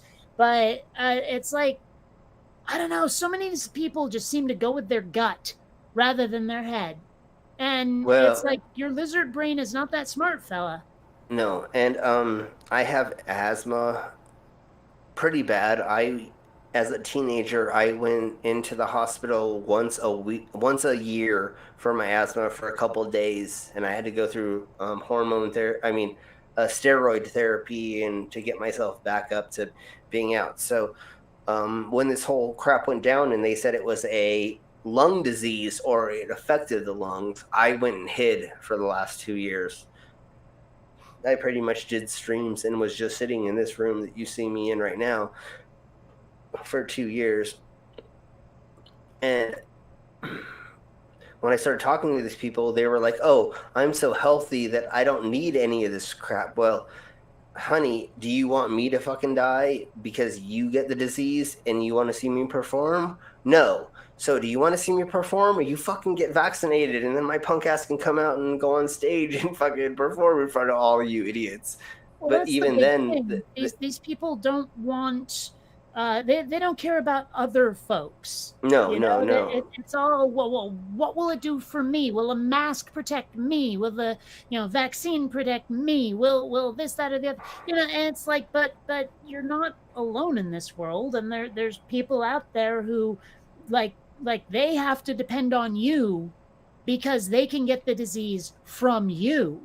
Yeah. Just like you can get it from them. We need to protect ourselves from each other, including taking steps for us to not infect others. And And that is something that doesn't exist in their heads. In their head, the mask protects me, the vaccine protects me. It doesn't matter anything else with other people, and they're all against the vaccine, they're against regulations, they're against masks right up until they get COVID. Well, and then they go run to the hospital as soon as they're about ready to die, and they spend 2 weeks or whatever trying to get all the treatments so that they survive. And it's like, you could have totally prevented that. And I've Well, then there's mentioned the this. ones who are on their deathbeds who are asking, "Can you give me the vaccine?" Like they think the vaccine's a cure rather than preventive. Yeah, and I've mentioned this on 2 other streams, but I have barely mentioned this. My aunt died because there was no room in the hospital for her. She fell and hit the back of her head and had an open wound, and she had like plasma coming out of her head for 12 hours straight while she was waiting in the waiting room before they actually got her in and put her on steroids. And then after a couple hours of steroids, they said she's not going to make it further than this, but whatever. If there were not idiots that got their vaccines and did not take up the hospital spaces for her to go in, she would probably be alive right now. And not just because of COVID, it's because she had a pre-existing condition and she was not able to go in and get the treatment that she should have been able to get at the time. That actually happened 3 times for her. A couple years ago, she got into a car accident and she got a brain injury where she went into a coma. Then she came out of it, and we were doing okay with her. But because of COVID, she was not able to go get the treatments that she needed. And unfortunately, 3 months ago, she passed because of not being able to get the treatment that she was supposed to be able to get.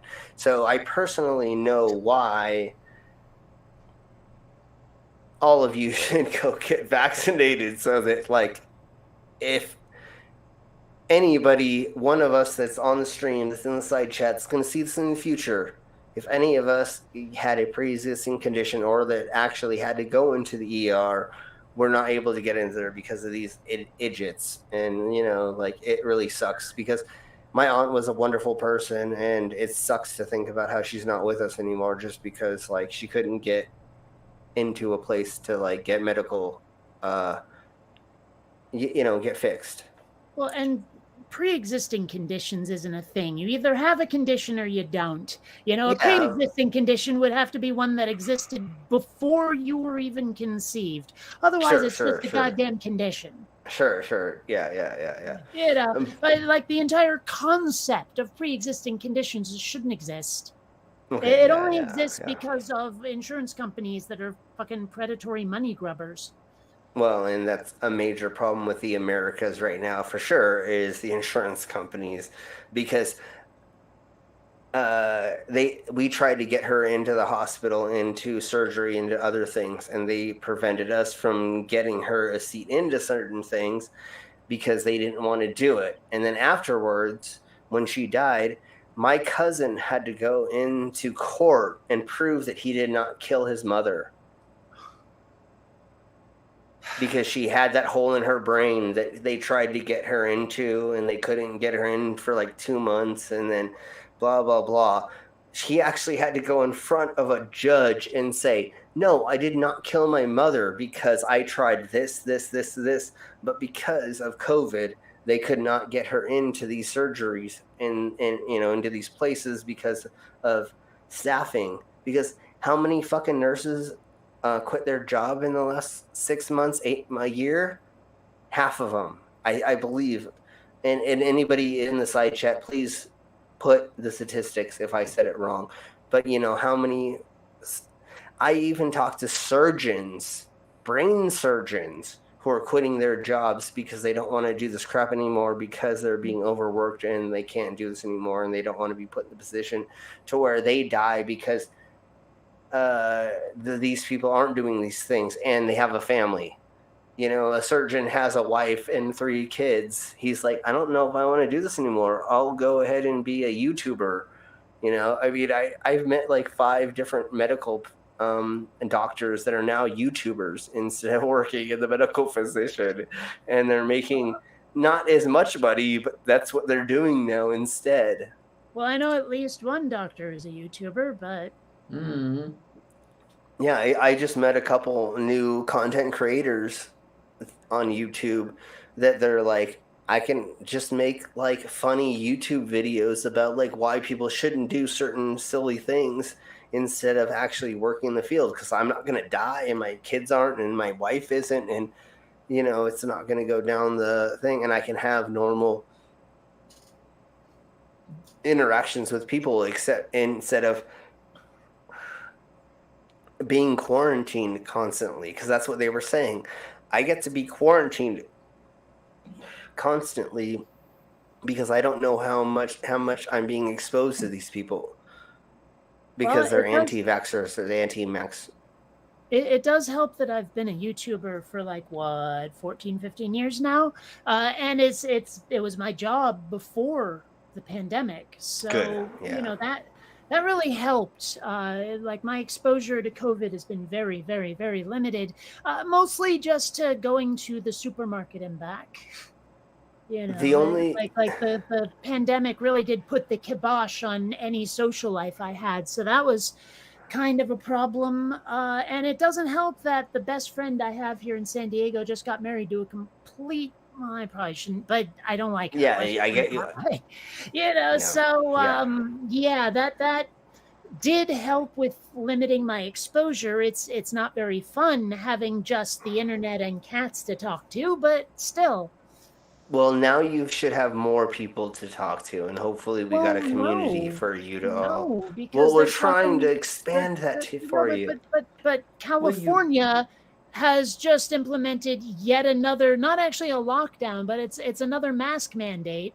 And I have a feeling that since, like, say, for example, my old board game night met at a coffee shop, taking your mask down to either drink coffee or eat whatever, because they do serve some pretty good food there. It's just going to be a gigantic pain. So I'm not sure that game nights will even continue until the pandemic is over. It's just really hard to have a social life right now unless you already have something built in. Well, you have me, dear. I'm talking in person and you know it. After all, I did say the internet and cats. I was very specific. Meow. So. Oh, my.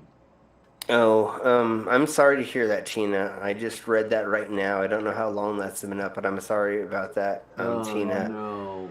What? Her mother's an anti-vaxxer, and she's got the virus and underlying. I saw it. It's just I wasn't sure which message. The chat's full of stuff. I didn't know. Yeah, no, I hear you. I hear you. Yeah, well, it's funny you talk about you haven't spoken to your mother in 34 years. I mean, I haven't got an entire year yet, but I have told my parents to fuck off. So, That's you what know, we were there's talking that. about. We were talking about that on Christmas Eve or the Christmas stream or whatever.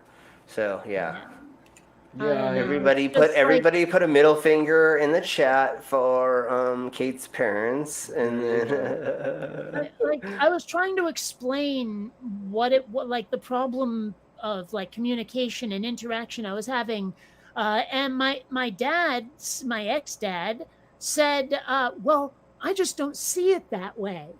And it's like, okay, so all of my experiences of your behavior are invalid because you don't see yourself the way I just described to you? Because maybe the way you come off to other people just isn't fucking up to you, is it? You know, and it's just like how do you deal with that?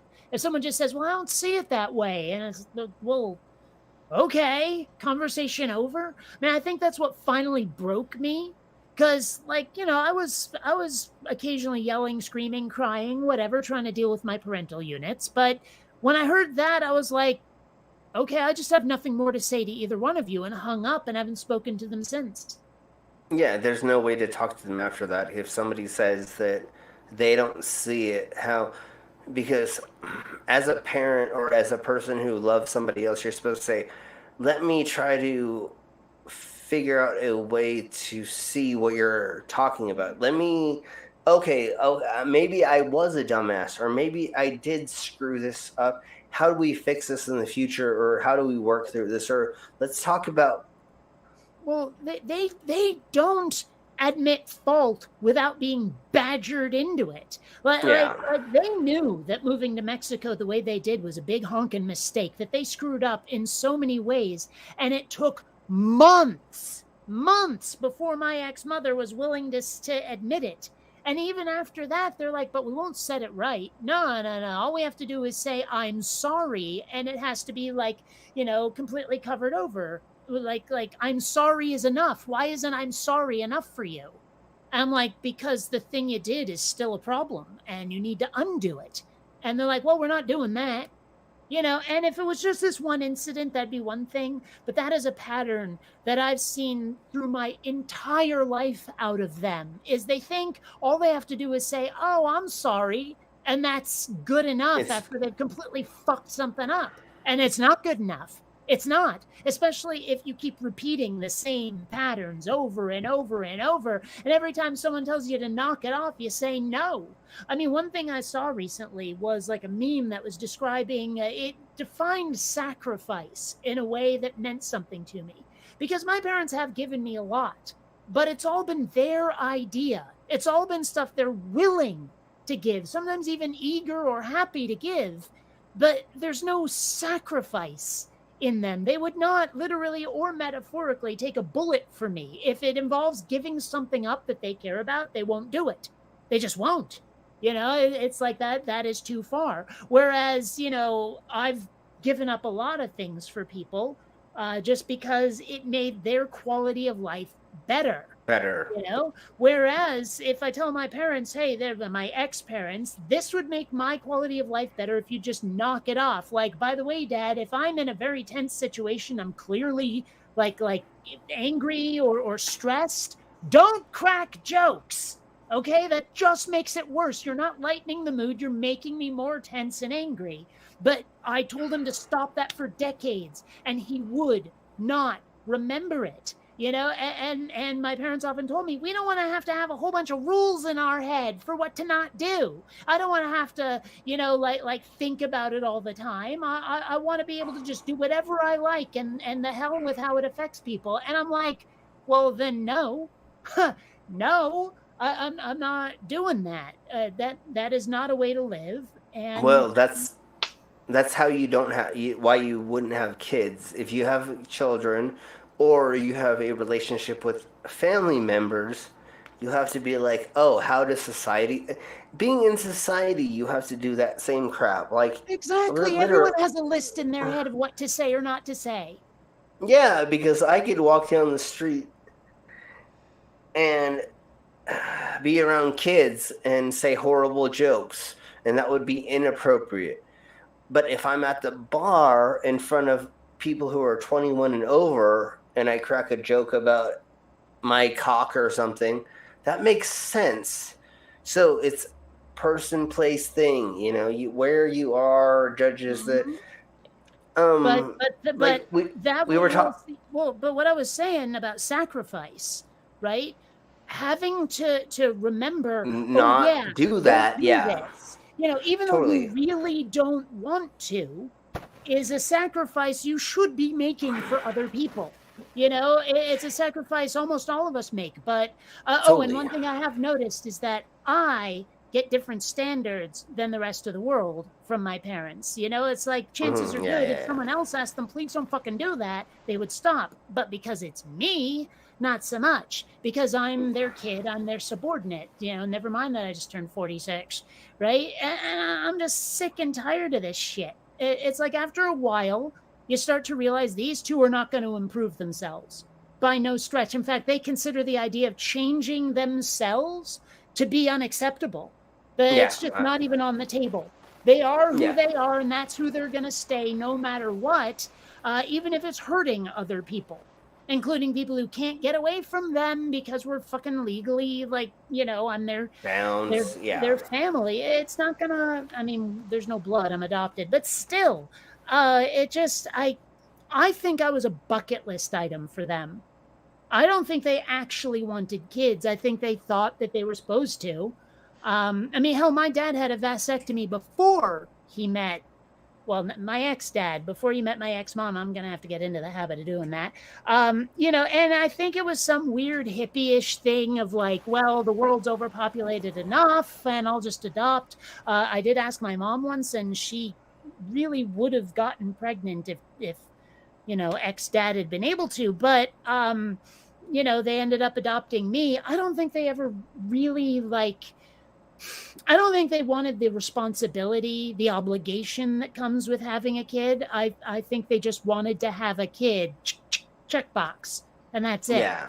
Like white picket fence and a house with a kid, and well, I think they're hippies, so not so much the Norman Rockwell thing, but yeah, it was like that, right? I mean, you think that like they were like, oh my gosh, okay, we're gonna like have a kid, okay, we'll get an adoption and we'll go from there, but it was a side thought, or that's what I always like to say is. It's kind of like what grandma tells you, you know, she's like, you need to go get married. You need to graduate. You need to do all these things. And it's just one of those bucket lists, like you said, bucket list things where they were like, well, we're not going to be traditionalist, but we're going to go ahead and get a kid. And then the problem is until the 2000s, and I don't even know if it's fixed itself since then, but back then it was kind of like a novelty. Like you said, you get kids, you let them raise themselves, or you have people raise them, or you just let them do their own thing, and then you see how it goes, but then you like criticize them because they don't turn out the way you wanted, but you're the ones who let them go out and do whatever they wanted without giving them structure. And well, I mean, structure or no structure, you shouldn't be trying to mold your kids into something specific. You shouldn't have an end goal of anything other than well-adjusted.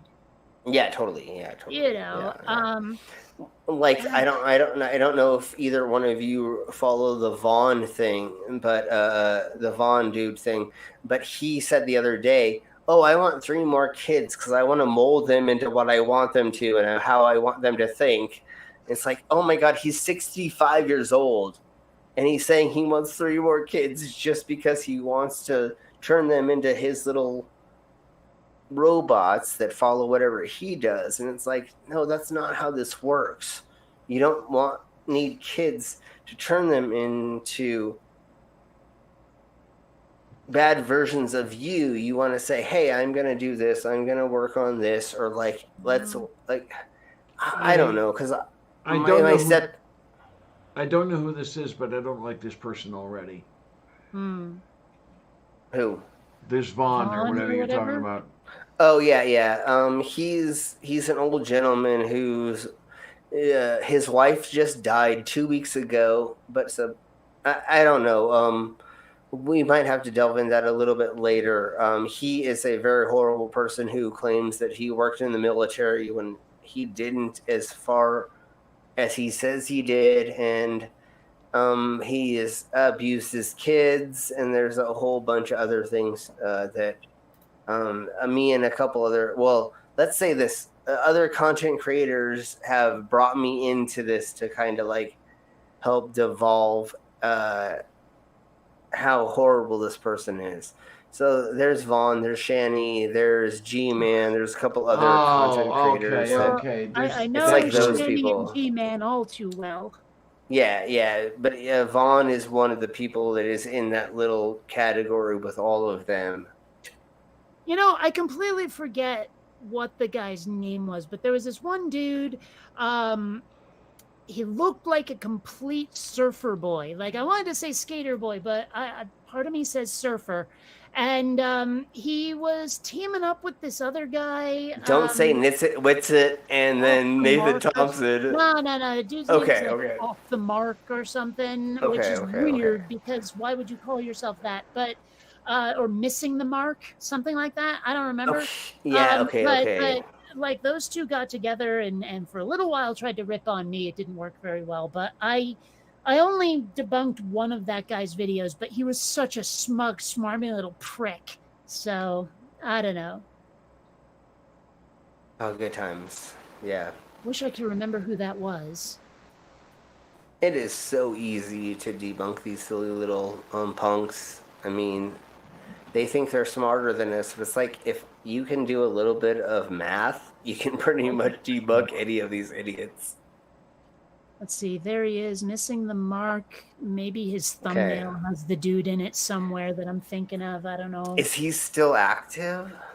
Last When was the video, last 2 weeks video? ago, next video 1 month ago, 1 month ago, 2 months ago, 3 months ago, Okay, 3 months ago. So okay. yeah, dude's And technically, kinda active. okay. Yeah, okay. Wow, he's got a video called "Is New Atheism Boring?" You know, I kind of actually hope so.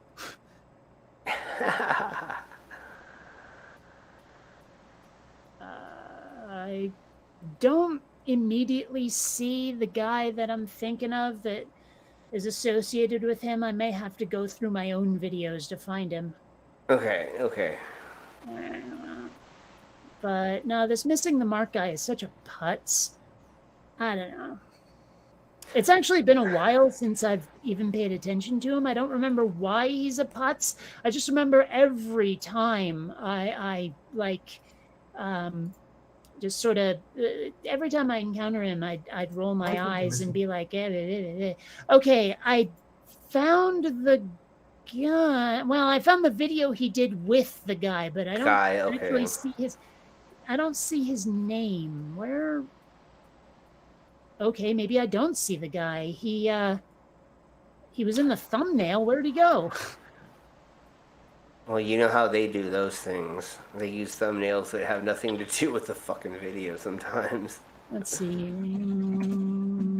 Maybe that was the channel? Yes, there he is. You found him? Okay. Yeah, shut up, you. I really wish those things wouldn't autoplay. I know, me too. But deflatheism. He used to be deflating oh well, there he is, deflating. Oh my god. But oh wow, he made almost no videos, really? Oh no, those are popular uploads. Where's your videos, pal? Here we go. But wow. like, if you look at him, look like total sort of surfer boy, skater boy kind of thing. Yeah, I see that. Yeah. Like, all right. Yeah. Let's see if I can get a larger image of the guy. Do you even? There we are. Yeah. Oh, you can't see that. I'm on. Oh. I was gonna say. I didn't realize. I thought I had done window and not tab. All right. There. Okay, so everybody get ready for this. Get back away from your TV screens. See. Yeah. Surfer boy, am I right? Yeah, for sure. And he's a smarmy little prick too. Like one of the videos he made towards me was just so I don't know, like childish and stupid. I didn't even bother giving it the time of day. I don't even remember what it was about. It was so lame. But hell, How for long all I ago was know, the that? video addressing me is in here somewhere. Oh, it was ages ago. Okay. Because I don't even know who that is, and I try to keep up on all the newest weirdos, but it's really hard nowadays because there's so freaking many of them. QAnon sent me running in a rabbit hole for like 6 months, and I had to go down that until I was like, okay, I can't do this anymore. Hmm. Once they said JFK Jr. was going to come back to life and make Trump president again, I pretty much had to bow out and be like, I'm not following. Obviously, I didn't believe in it, but I was the one trying to follow all the tweets and see what they were trying to say and look into their conspiracy theories. But once that happened, I was like, I can't do this. Starting to get hungry. Moo. I even ate like right before the show. It didn't help apparently. Well, you've been on for a hot minute, so Well, Yeah, we've been even on for a so. couple hours now. Yeah, but I'm not normally that hungry. A full stomach doesn't usually feel like empty so quickly. Okay. Well, I don't know. You could have some cat fur. Just brush Xander, and then you've got a cat fur sandwich going there. There you go.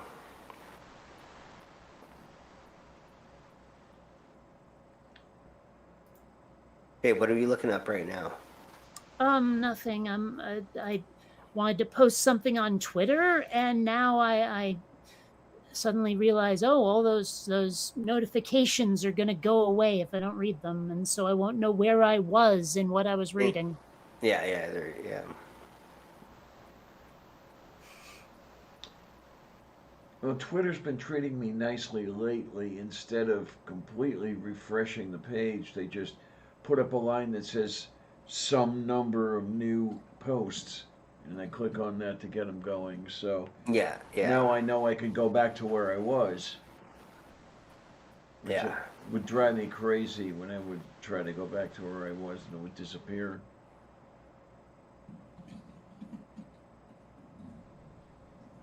Hey, Ayakade. Sorry, someone is wrong on the internet. Must be Tuesday.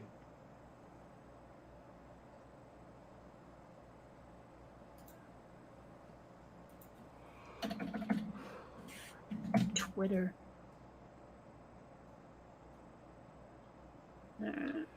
Well, yeah, Tina, definitely. This pandemic without the internet, now that would be instant death. It's really, the internet is, except for dialysis, the internet is my only social contact. Well, Betty White's 100 years old now, apparently.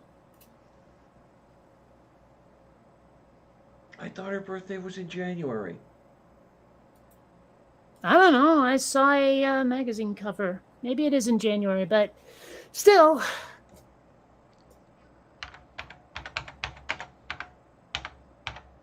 You know what I'm doing, right?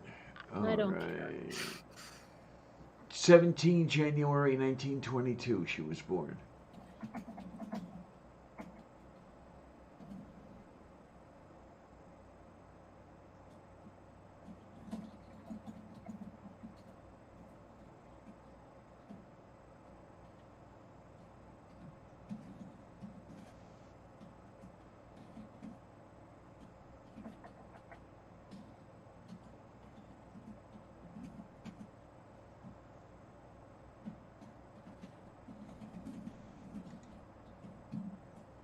Sorry. Someone is, again, trying to insist that, if something is 99.9% effective, we shouldn't use it because of that 0.1%. Of course.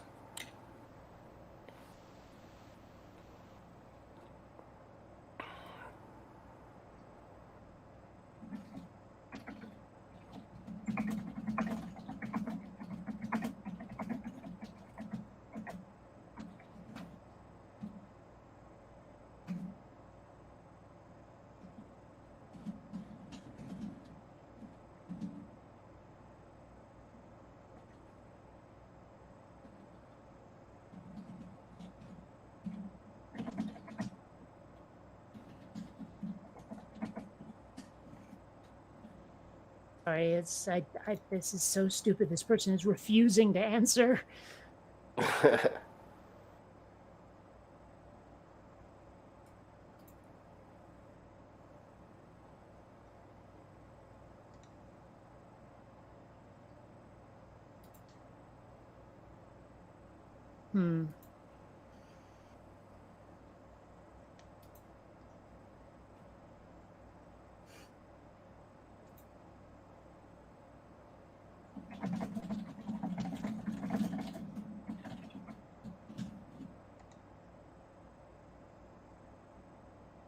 So apparently, unless I'm talking, we have nothing to say. Moo, moo. I don't know. It just seems weird to me that we've all just shut up all of a sudden. I mean, granted, I am answering some people who are being jackasses, but still. I set the stuff to look into making. Oh well. Yeah. Honestly, I don't know what I'm gonna do with the rest of my today. If this stream ends, I'm probably gonna find something to watch that I've been putting off because I've been like, okay, when I work on my animated stuff, I have to have something on, or my ears will go nuts. Screaming for attention. But because I'm working, I'm not watching. And so there's like a whole stack of DVDs and shit that I haven't watched yet simply because I've spent so much time working or playing or something. I should just take a break and watch a frickin' movie, you know? That is to go. Yeah, I don't know. I got to figure out what to do here. And Yeah.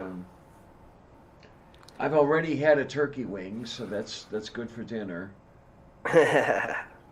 I should probably strip the meat from the carcass that I roasted for Christmas. And I'm so glad you didn't stop at strip. no, we don't want that. No. And then I can make a turkey pie. That'll be good. Ooh, nice. I love meat pies. Me too. I love meat pies. There is a company right up the street from us that does Australian meat pies with a kangaroo. Oh my word! Okay. I like hair pies. Okay. You like hair pie? Yes. Anyway. Oh my! I don't know. One thing I used to do, and I haven't done in a while, and I'll have to get on the bus and go downtown and do it again. I would buy a beef heart and then simmer it with various little herbs and stuff and everything else, and then slice it up for sandwiches and cube it up for meat pies. You realize I'm never eating anything you prepare ever, right? Oh, That realize sounds so that. good. That sounds so good, though. Oh, it sounds disgusting. heart is yummy. It really But is. it's an organ. It's innards. I will eat flesh, but not organs. If you like I love it. pastrami, I love you actually- innards. if you like pastrami, you actually might not mind heart. I don't care. It's what it is, not how it tastes. So, in other words, if I served it up to you and you didn't know what it was until Just you took a don't big tell her. bite- Why Yeah. do you think I will never eat anything you prepare? Don't tell her. Because you might try to pull that shit, and Yeah. that's why. Oh, But it's all wonderful. It's all good for your innards.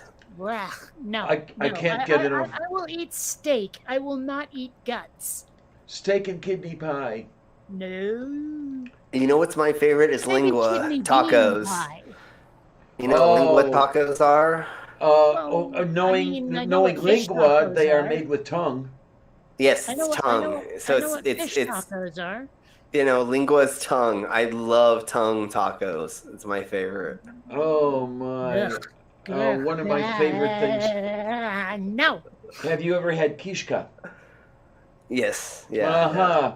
Yummy and tasty. For Yeah. those who don't know, it's a blood sausage. Yeah, and then like all the other stuff, menudo and all that fun stuff is all stuff that you don't want to know what it's made out of, but it's so freaking good. Sort of I like haggis. definitely go the rest of Yeah, my life exactly, and yeah. die happy, never again listening to Menudo. Well, the band is horrible, but the food is wonderful. I'm actually not sure what Yeah, the yeah. food is. I only know the band. I've seen Shut up, Bull. cans that say Menudo on them, like on the Yeah. shelf, but Just try it I've next never time. really Try it looked next into time. it. I'm not going to Just try re- anything when I don't know what it is. Okay, wait a minute. I have to look this up because I don't know. Okay, menudo recipe. Let's look at this and see what we've got going. I don't know if I'd make it. I am not a fan. It's I'm not a fan of tripe. okay. That makes sense. But you'll eat other innards. Hmm. Yeah, it's the texture of the tripe. To me, it's like chewing on an inner tube. It's Ugh, kind of I'm like not- chewing on liver, chopped liver. It's very chewy, right? Yeah. But the Yeah, liver I don't- can I take. want I nothing love to do liver. with any of that stuff. Yeah. It just, ugh. Well, menudo is cow intestines with a bunch of the leftover stuff, and So then Mexican haggis. Got it. kind of yeah. And then growing up in San Diego, we ate pig's feet and some of the other pickled Yes. stuff Ooh, as see, well. So If it's not Zanini. like, say, a cucumber, for example, I don't want anything that's pickled. Ugh. No, we eat pickled Kitty. testicles. We eat pickled pig's feet. We eat Yeah. pickled eggs. We eat Mhm. pickled, Ugh. and then since I am in Colorado, there is Rocky Mountain oysters, Yeah.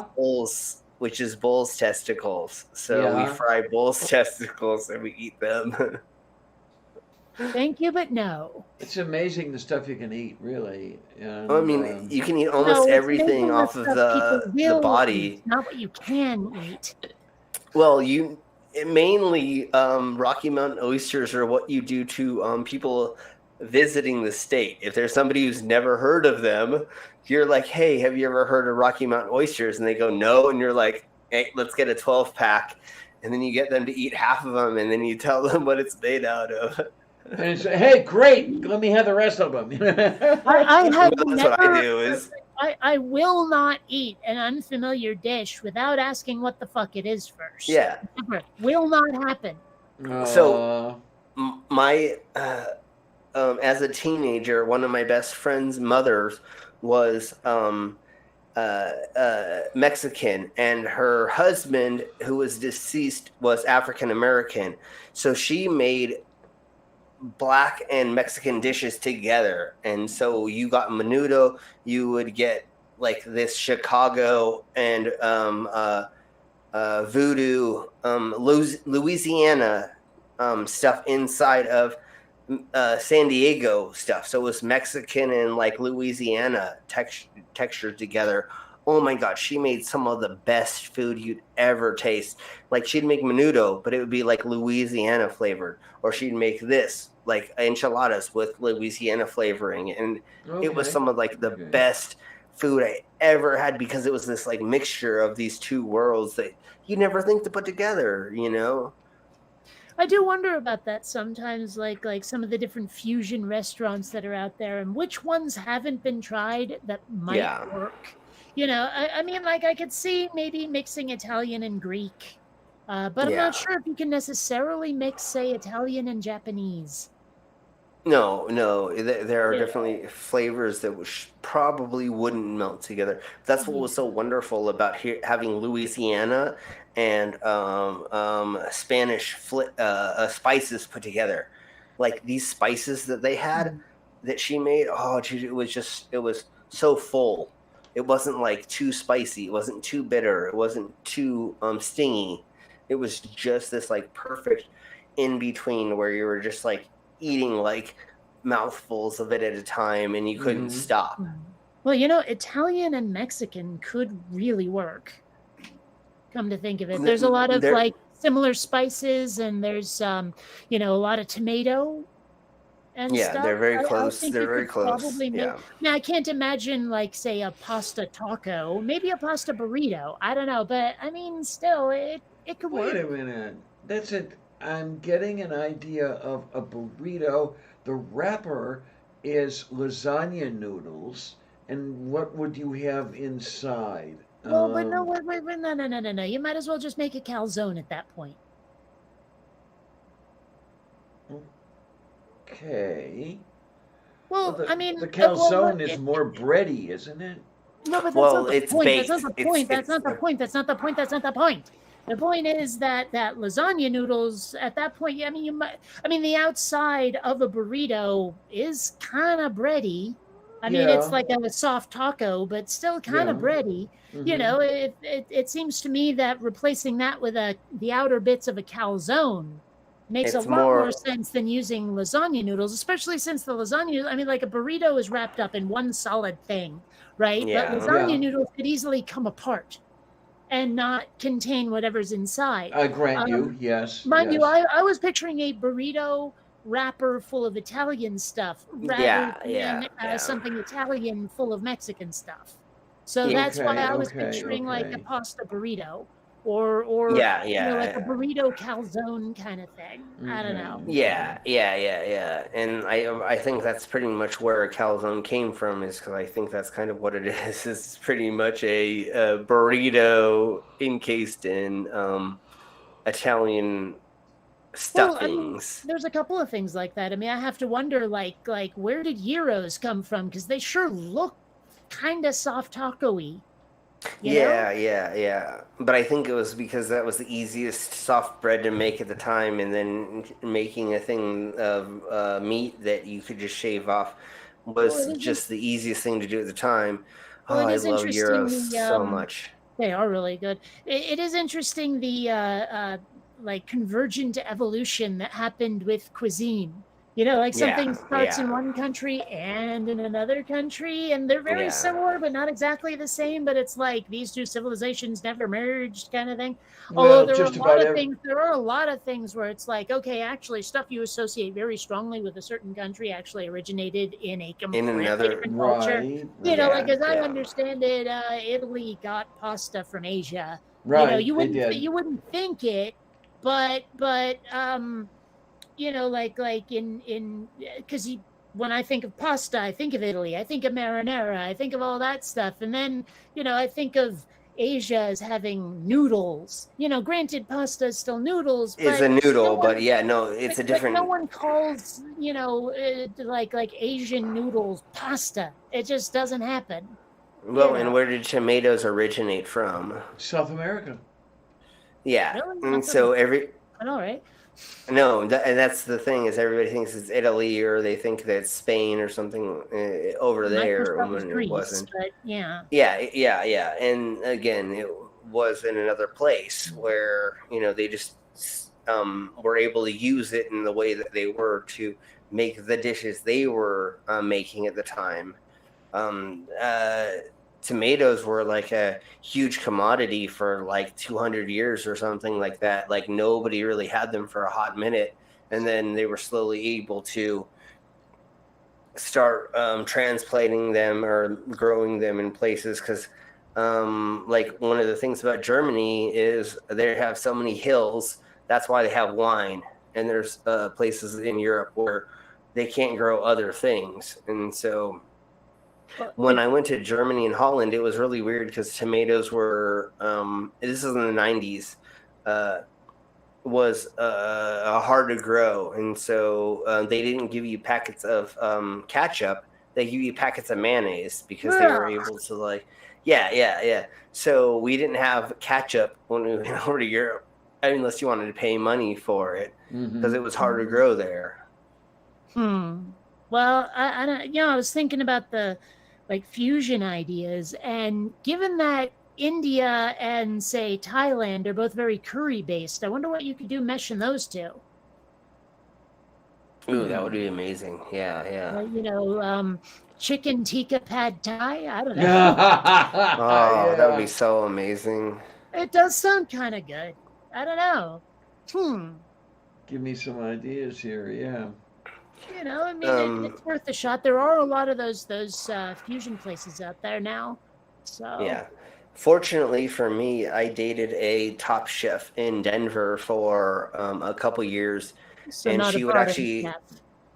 no, and she would travel the world and teach chefs in certain restaurants how to make their recipes in the way to make them they would taste the best.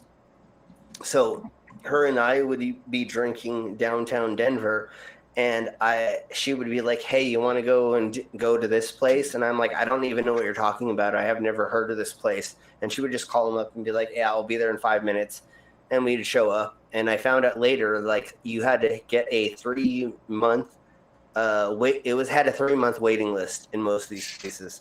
2.5 years. It's funny because a lot of those like places with a long ass waiting list, I'm willing to bet there'd be like 2 items on the menu that I'd actually want to eat. Because like the more exclusive and the more expensive, the more likely they are to eat weird shit. You know? Yeah, totally. I would rather go to a McDonald's than most gourmet restaurants, just because the stuff they'd want to serve me, I mean, maybe it's just because I'm a super taster, but most of it's going to be nasty, and it'll almost certainly, especially if it's French, include a lot of things I would not consider food to begin with. Yeah. And then you're the one who mentions... look, it's the frog legs and snail gut sandwich covered in mayonnaise and fucking whatever, and I'm like, no, thank you. And you can keep the sauerkraut, like, you know, and coleslaw fucking sides too. None of that shit. It's like they would try to serve me stuff that's full of vinegar. They would try to serve me stuff that's full of like mayonnaise. They try to fill me, they would try to feed me so many things that are just not anything I would ever consider eating. Well, I have to say that I have tried escargot and I was not impressed. I don't think I'd go back for it again. It's way too much French cuisine. Involves stuff that looks like it could come out of your nose. Yeah, I noticed. Yeah, I hear you. Maybe I'm prejudging or something, but I'm thinking that the Parisians are more worried about how it looks than how it tastes. Probably. Like you know the stereotype of you go to some gourmet ass restaurant where it's $100 a plate or whatever, and they give you this massive plate with a tiny little spot of food, and then they like swiped some sort of sauce over it to make it look artsy. Yeah, huh? And it's like it probably doesn't even taste that good, you know? Totally. Yeah, for sure. Yeah, well, I mean, that has been one of my complaints with French movies. If not the food, at least the movies. They're all style over substance. You know, it's like, ooh, this looked cool. This made you feel a certain way. It didn't tell a good story. But boy, was it artsy fartsy. Uh-oh. I don't want that. I want to be told a good story with engaging characters, and by the end of it, I want to be happier than when I started. That's what I want out of your movies. You know? Yeah. But they seem to treat their movies the same way they treat their food. It looks good, but it's ultimately small and empty. It's like that one director, Luc Besson, cannot stand the guy. Why the fuck do people like The Fifth Element? It's the most shallow movie I've ever seen. It looks like a music video from 1988 on MTV. You know, like all you have to do, take out all the dialogue, put some music, and there you go. You got yourself a music video. But it is not a well-told story by any stretch. Yeah, okay, I get that. And yeah. That has been the story of Luc Besson's career, frankly. Yeah, okay, yeah. Hate that guy. I has to look up, though, because you said teriyaki pizza. I wonder if anybody's got anything out there. Oh, I'm sure they have. It's just, I've never actually seen it, like, organically, you know, like, without my seeking it out. Like, I've never walked by a restaurant, a teriyaki pizza. I wonder, maybe. But I haven't seen that, so I haven't tried it. Teriyaki chicken pizza. I see 3 recipes. Nice. I figured there was one, at least. Well, I mean, I see some pictures and they look... Well, wait. Teriyaki barbecue chicken. That's different. Yeah. That might be good. Oh, yeah. That's what I've had before, is that.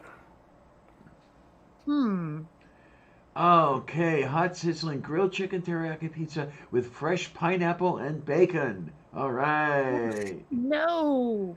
I mean, yeah. Like, I love teriyaki. I love bacon. I don't think they go together. I mean, I haven't tried it, but it doesn't sound like they would go together. I don't think the pineapple would go with it, but that's okay.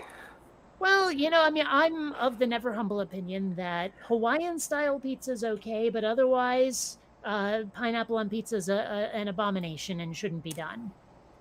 I believe in people that can eat it and that it tastes good for them, but for Mm. me, it does not taste good altogether in a pizza. So I can't personally eat it, but I won't demean you if you want to have pineapple Well, on your I mean, pizza. that's the thing. It has to be the Hawaiian style. If it's not the Hawaiian style, then Yeah, then it doesn't the make any pineapple sense. is completely out of place. But with the Yeah, ham and the cheese, and I guess the sauce, it actually does work. can almost work. Like to me, it's just Yeah. too bitey. Like there's just too much pineapple-y for me. But I do get it. Especially if you like, say you grew up on it, then I can totally understand you being into it. Just like if you grew up on like Mm. liver or like snails or like a specific weird taste, I can understand Well, you being into it. but I'm also a super taster, which will make a difference. Oh And there's well, a then lot of you're things totally where yeah. other people think they're perfectly fine, but to me, they taste like gravel or soap or something. Yes, I'm looking Yeah, at you, cilantro. You know, no, I totally understand you because I believe one of my ex girlfriends, she told me that maybe I'm a super taster because we would eat food and I'd be like, oh, well, this about this and this and this and this. And she's like, I don't even know what you're talking about. And I'm like, oh, you don't taste all these different layers to this? You don't taste the beginning, the middle, and the end? Or you don't taste these things? And if I had a beer with this, you don't taste how this would work together?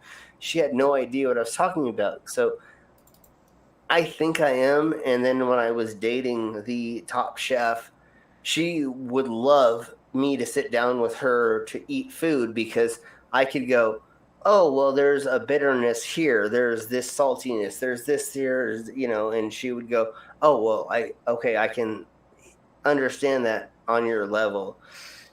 If I well, go out with most people and I say that, they have no idea what I'm talking about. well, there's just for me, and maybe this is part of being neurodivergent as well, but there's just so Hmm. many tastes that it gets insane. I Oh, can't keep track overwhelming. of them all. Yeah. Okay. Yeah, Okay. it's kind of like, Diana, whenever I'm talking about that complicated ass music you like to play that's all the fuck over the place that causes me stress, it's because it's too chaotic. There's too Yeah, much I at hear you. once. Yeah. I need it to be See, simple down for me. and there's the interesting thing. I mean, twixt me and thee, not that you're bad and I'm good, or the other way around, but Of there are course not. so many things that will give me a headache because the scoring is so thin. Okay. Whereas I'm more comfortable with a full orchestra. That's not what I'm talking about. I'm talking about what they're playing, not how it's played. I like a full orchestra when it's a movie score, but when it's something that's all the fuck over the place, like it's improv jazz, but with an orchestra. There you Sorry, go. but that's gonna make me tense. If that started up like someone convinced me to go to a play or something, and that shit started up, I would leave because I'd be spending the whole time just like Yeah, I like a To get give you. you fucking an caged animal. to give you an idea, before the show started, I was listening to selections from Die Zauberflöte, Mozart, Whatever that is. the Magic Flute.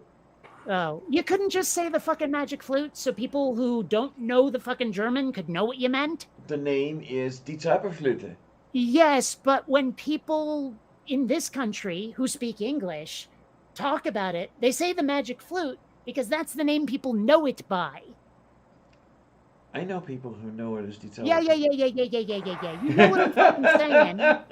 You know what I'm fucking saying, and honestly, it's frustrating at times. Oh, but there's nothing in the world quite like the Die Hüllerrache. That Whatever that is. aria, the Tesseratura is just Will you say that one more time again? Die Hüllerrache. Oh, Yeah, I love the what's that foreign vengeance. in English? languages. It's vengeance, the vengeance of hell, Okay. Okay. and the See, that's the Tesseratura. difference between you and me. I'd rather be understood than accurate. Yeah, yeah. The Tesseratura is absolutely beautiful, though. The high Fs could shatter glass. It's beautiful. That Oh, doesn't hell sound yeah. beautiful at all. That sounds extraordinarily stressful.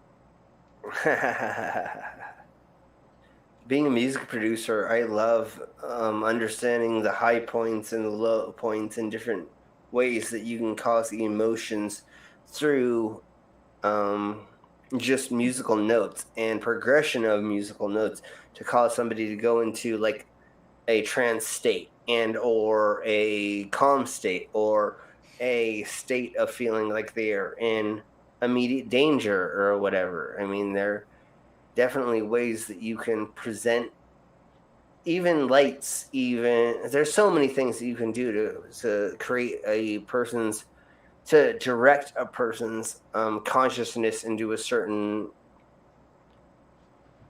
direction, either positive, Well, negative. it's weird What? though, because like music will hit people in different ways. Yeah, totally. Yeah, yeah, and yeah, yeah, yeah, and yeah. I'm never really sure. Like, okay, for example, there have been times when I've said, "Oh, I really like this song. It's great," and someone will go, "Yeah, but the it's completely wrong for the lyrics. It's a cover of a song that was so much more mournful, and the message was this, that, and the other." I'm like, dude, I just like the way it sounds. I Yeah, don't yeah. give a fuck about the history. I don't care about any of that stuff. All I care about is that it's making me happy listening to it, regardless of what it means or its history. But some people just can't let it go. Well, that's You another know, reason why I hate when somebody says, "Oh, you watched the movie, but did you read the book?" It's like I already watched the movie. I already came up with what I wanted to see through that lens. I'm okay with that. Don't make me feel something different for because I didn't see the other aspect of that first. well, I mean, I'm honestly, and I've said it before, I'll say it again. I prefer to watch the movie before I read the book because if I read the book and try to watch the movie, I'll be expecting things that Yeah. probably won't be happening because translating book to screen is not easy. And sometimes you have to change things to make it visually friendly, Yeah. or even just the timing. I mean, let's face it, in Ready Player One, main dude spends like the third act playing joust, and you're not going to make that into a movie. It's just you can't have an hour and a half of some dude playing joust. That does not a movie make. So they had to Yeah. Yeah. change that up.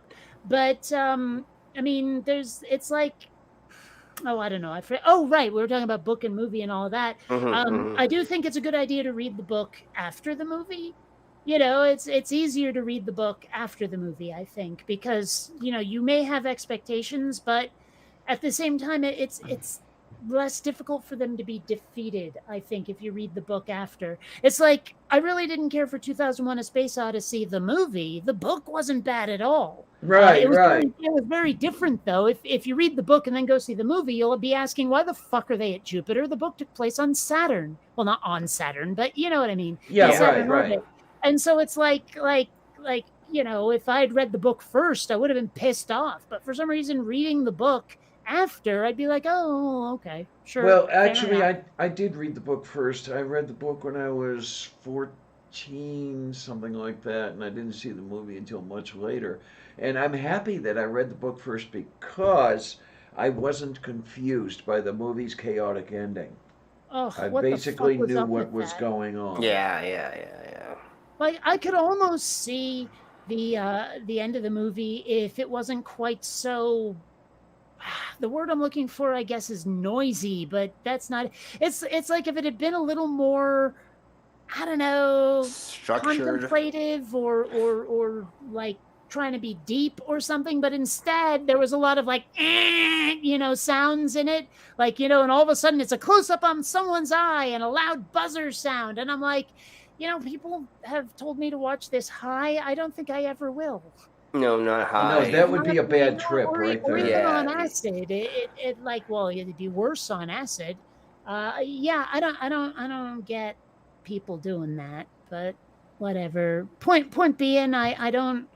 I think that reading the book second is a much better idea. It really Oh my, is. we've chased everybody away. Yay! All right. Nice. Well, the thing is there's like 3 or 4 different types of the brain or learning, and I think you and I are on the same page where I would rather see a visualization of it first, and then maybe if I read it, then I can start to like meld that into that world as well. But I'd rather see the characters visually first and then read them and then mold them, because there's been so many times that I have read a book first and then I went and watched the movie after, and they blew my world because my brain thought the character looked like this or acted like this, and then in the movie it acted differently,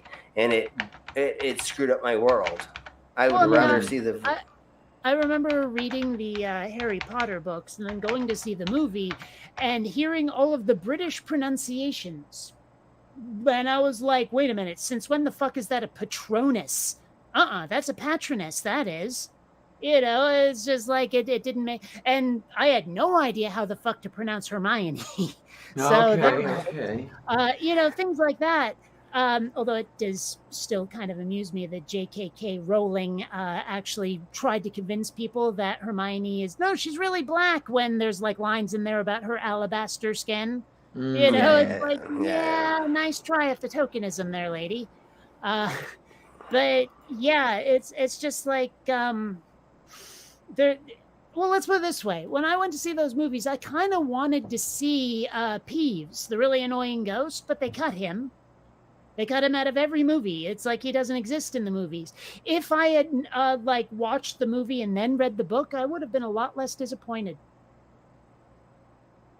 Yeah. Okay. You know, it's the same thing with Good Omens. I read Good Omens, and I mean, don't get me wrong, I really enjoyed the series, but they did cut out my 3 favorite characters. And apparently Neil Gaiman said they were the first on the chopping block, and he actually like kind of profusely apologized to everybody. He's like, look, I know you, all of you want to see these guys on screen. I know you do, but there have to be some cuts, and these guys are pretty superfluous, so forget it. You know, it was like, oh man. But at least I was warned ahead of time, so that when I was watching the miniseries, I wasn't like, wait a minute, where are those guys? I wanted to see them. Where are they? What the fuck? You know, at least I knew ahead of time I wouldn't see them. So then I was able to manage my disappointment. You know, I wasn't surprised by their absence. Yeah. That helped. That helped a lot. I will say that as far as the Dark Tower, I read the first 4 books. The movie, I was rather disappointed. I don't know if it made sense if you read the entire series, but yeah, not so much fun to me anyway. I don't even know what those books are about. I've heard like little bits and pieces, but honestly, like I heard nothing that gave me a coherent plot arc. I don't know if there is one, to tell you the truth. Okay. So we were talking before about super tasters. Diana, I know you've seen this one, but here, this is me. What I did, I just took food coloring, which is what they tell you to do, and spread it on my tongue. And they have here's a hypo taster, normal taster, super taster, and then the fuck me. Okay, then. You know, so I'm sitting here thinking, yeah, I'm a bit of a super taster, aren't I? Just a little. You know, this is why, like people might say, oh, you're so picky when it comes to eating. And I'm like, yeah, but there's a reason for that, pal. You know, I'm like, I'm picky because so many things actually genuinely taste terrible. You're just picky. I hear that a lot. And I'm like, no, this stuff literally tastes bad. It is a very unpleasant experience eating it. And I really wish you'd get off my fucking back and accept the fact that my taste experiences don't match yours. You know, Exactly. it's really frustrating. You're like, especially if you're actually at someone's house and they're like, just try it. I'm like, dude, back off. I'm not trying it. You know, it's like really hard not to get up in someone's face after the 3rd time they haven't taken your no for an answer. Now, my ex would have some troubles texture-wise. She did not like leaves. They made her gag. I don't like And, anything that could be described as sludge. okay, then. So, yeah, like spinach or lettuce or anything like that, she could not eat. She would literally just throw up. And, I like serve me oatmeal, tapioca, gruel, anything like that. You know, if it makes that sort of sound when you put the spoon in it, and you pull some up and it just sounds like a boot in mud. No, I'm not eating it. No, Aw. it's too slimy. Now, what I like is slightly underdone oatmeal. It's not the gruel type texture. The little grains are moist and they're separate. Moist. And yes, absolutely. And with butter and salt, it works beautifully. Um, I'd rather just have real cereal. okay, well, there you go. Chocolate frosted sugar bombs. Give me some. I want something that's Yes. so brightly colored you can see it from orbit. I want the cereal equivalent to these. Oh my word! I Or have you So know the- what? Heck, how about the cereal equivalent to this? now Which you're is my talking. great baby. Oh, It's jeez. like there's Yeah, no card in yeah. here. It's just the box, but still. Oh, yeah, I know. Yeah, I yeah. haven't heard a reference to chocolate frosted sugar bombs in a long time. I know.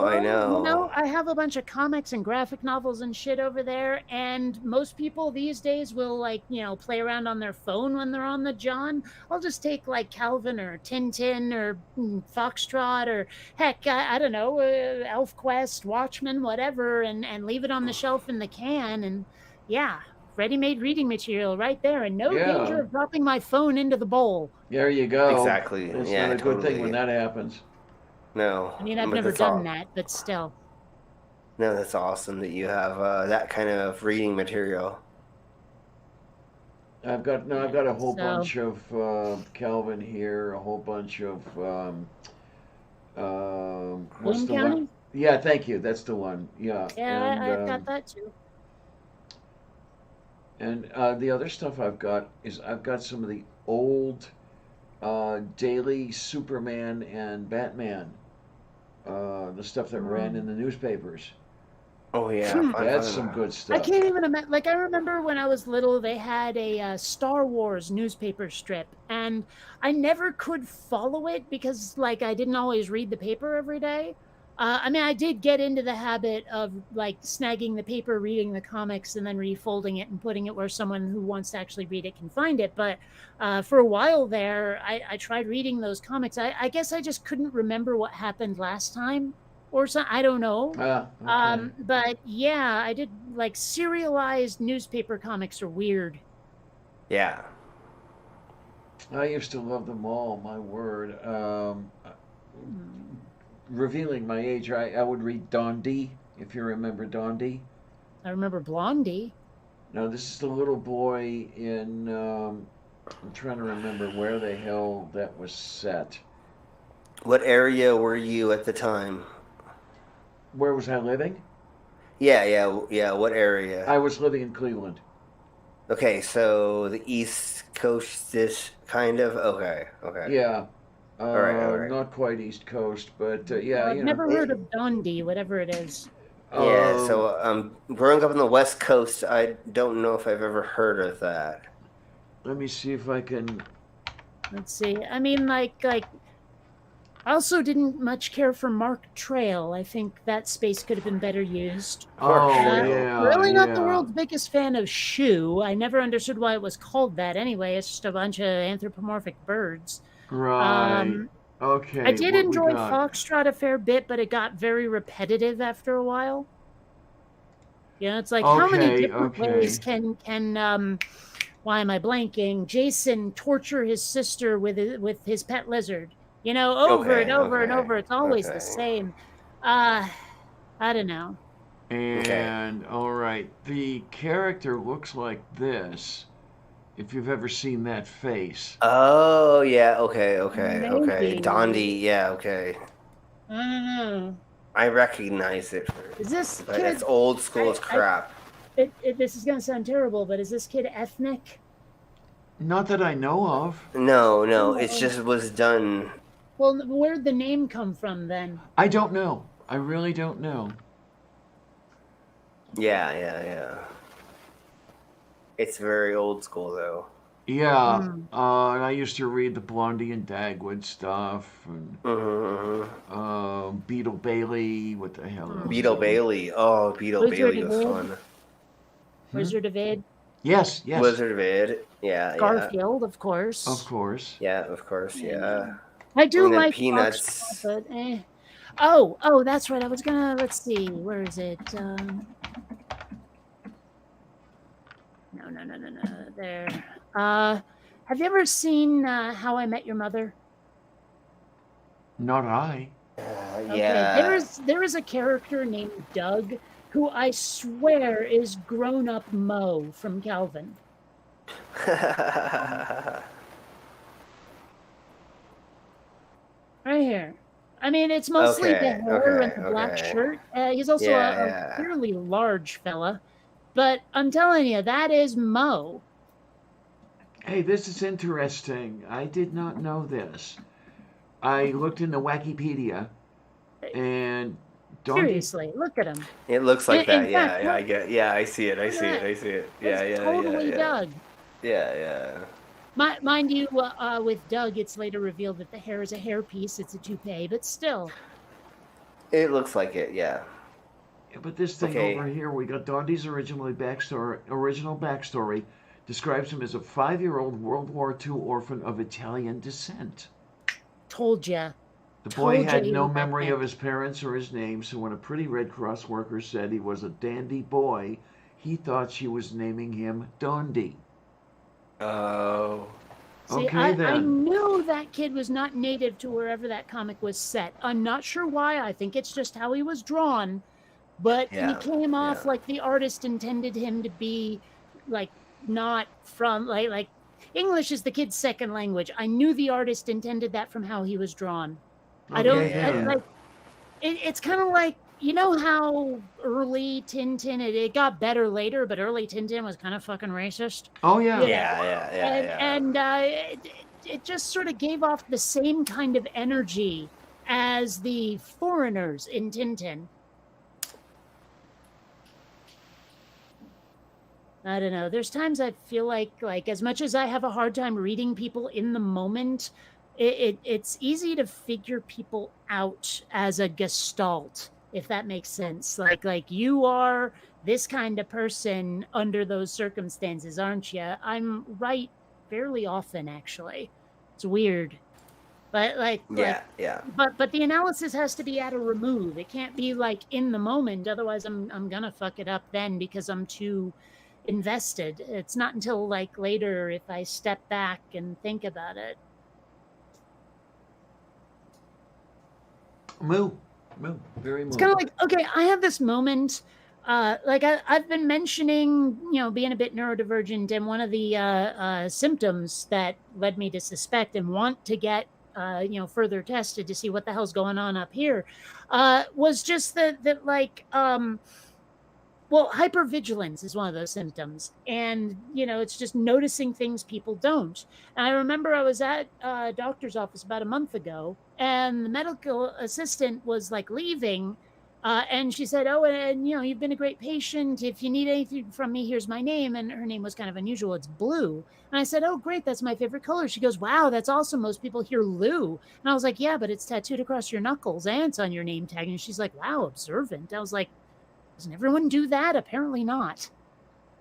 That's been the really weird part is doesn't everybody do that for so many things? And then I find out, no, they don't. Maybe I should get something checked out just a smidge, because clearly I'm abnormal. I knew that already. Well, yeah, but I want to know what flavor of abnormal is my point, because it might be something I can do something about if it's detrimental. I'm not saying I don't want to be unique. I'm saying I'd like to be unique in a healthy way. Yeah, totally. I understand that for sure. Yeah, Mage, this was yonks ago that you said this. I don't know if you're even still here, but I don't like when they race or gender swap characters. Me too, and I'll tell you why. It's because that's that character. Like a lot of people will say, but what about, why do they have to be white? What about being white is essential? I'm like, I don't care. They could be black, white, purple. I don't fucking care. The fact is, that's that character. That's the version of that character I know, and I don't want it changing. Doesn't matter if they're, whatever. It's like Billy D. Williams will always be Lando Calrissian. You get someone else to play him, and I'm saying no. And it's the same with Luke, Leia, Han, all of those people. I'm like, you cannot replace the actor. because it's too much of a change. I don't even care, like it does. You could replace them with the complete lookalike child of that actor, and some part of me will still object to it. So it's not a Yeah, racial thing. It's not a gender, sex, whatever thing. It's don't change what I already like. Don't fix what's Yeah. broken. Yeah, totally. So yeah, and yeah, mate, that's what I'm doing. I'm getting retested. In the '90s, they said ADHD, but they didn't know as much about the spectrum then. So it's been a few minutes since the 1990s. That's why I want to get checked again. Yeah, totally. When I got tested in 1992 or 4, they said, yeah, you have a learning disability, but we have no idea what it was. Because they didn't know the difference between ADHD and the different spectrums. So obviously I'm on a spectrum because, I mean, look at me. But so that's another thing I want to do as well, is I want to look more into my spectrum and see how I can help myself besides vibing on stuff like this. I would rather try to like figure out a way to go through positive therapies other than trying to cope with the drug addictions that I have in the past. And I've gotten over a lot of them. I've been clean off of meth for 18 years or something like that. But I would like to find a better path through this to work on my mental conditions. Well, my mind-altering substance intake has basically been narrowed down to this. Okay, well, I still... To weed vapes, that's it. Yeah, I still... I don't even drink anymore. Yeah, I smoke weed, flower, and I do a little bit of alcohols, but which is a negative because, I mean, I just got out of my last relationship because we're both alcoholics and it didn't work together, and that's pretty much the yeah. Also a And that's mind-altering substance, technically, so Yeah, caffeine yeah. and weed. Yeah. I mean, I've dated 2 addicts. It went really, really, really, really, really, really badly. Never again. I mean, I'm sure that's unfair to people who are addicts and healthy and, under control. But those 2 experiences told me, no, not again. Totally. Yeah, totally. And I understand I mean, what can you do? It's like, I don't know. Yeah. Well, it's a lot of a learning experience, and we're all trying to hopefully work together to figure out the best ways for people with different disorders to live together. And as we hope that people understand in the near future is that there are people that have different spectrums, and we all need to figure out how to like use those cooperatively together so that we can all make a cohesive society. I think I'd settle for a coherent society. Coherent. Okay, sure. No, sure. I mean, one that's understandable. Yeah, no, I hear you. I mean, honestly, okay, if I were ever a politician, I wouldn't be advocating bipartisanship by any stretch. It's like I would want to be very partisan because let's face it, being bipartisan gets nothing done. Totally. But unfortunately, for some reason, like at least Washington has digested this notion that only the right wing is allowed to be aggressive. Only the right wing is allowed to pursue a purely right wing or purely partisan agenda. Let's put it that way. It's so frustrating watching like all of this happen and you can't do anything about it. The only power you have is your vote because let's face it, no one's electing this, and I don't want that job anyway. What can you do? I don't know. It's just frustrating. We can't really peaceful protest anymore in certain aspects because they're going to like throw us under the bus and tell us that we're rioters and whatever. That's why I think... Did you hear about how there's some places where they've made protesting illegal? Illegal, yeah.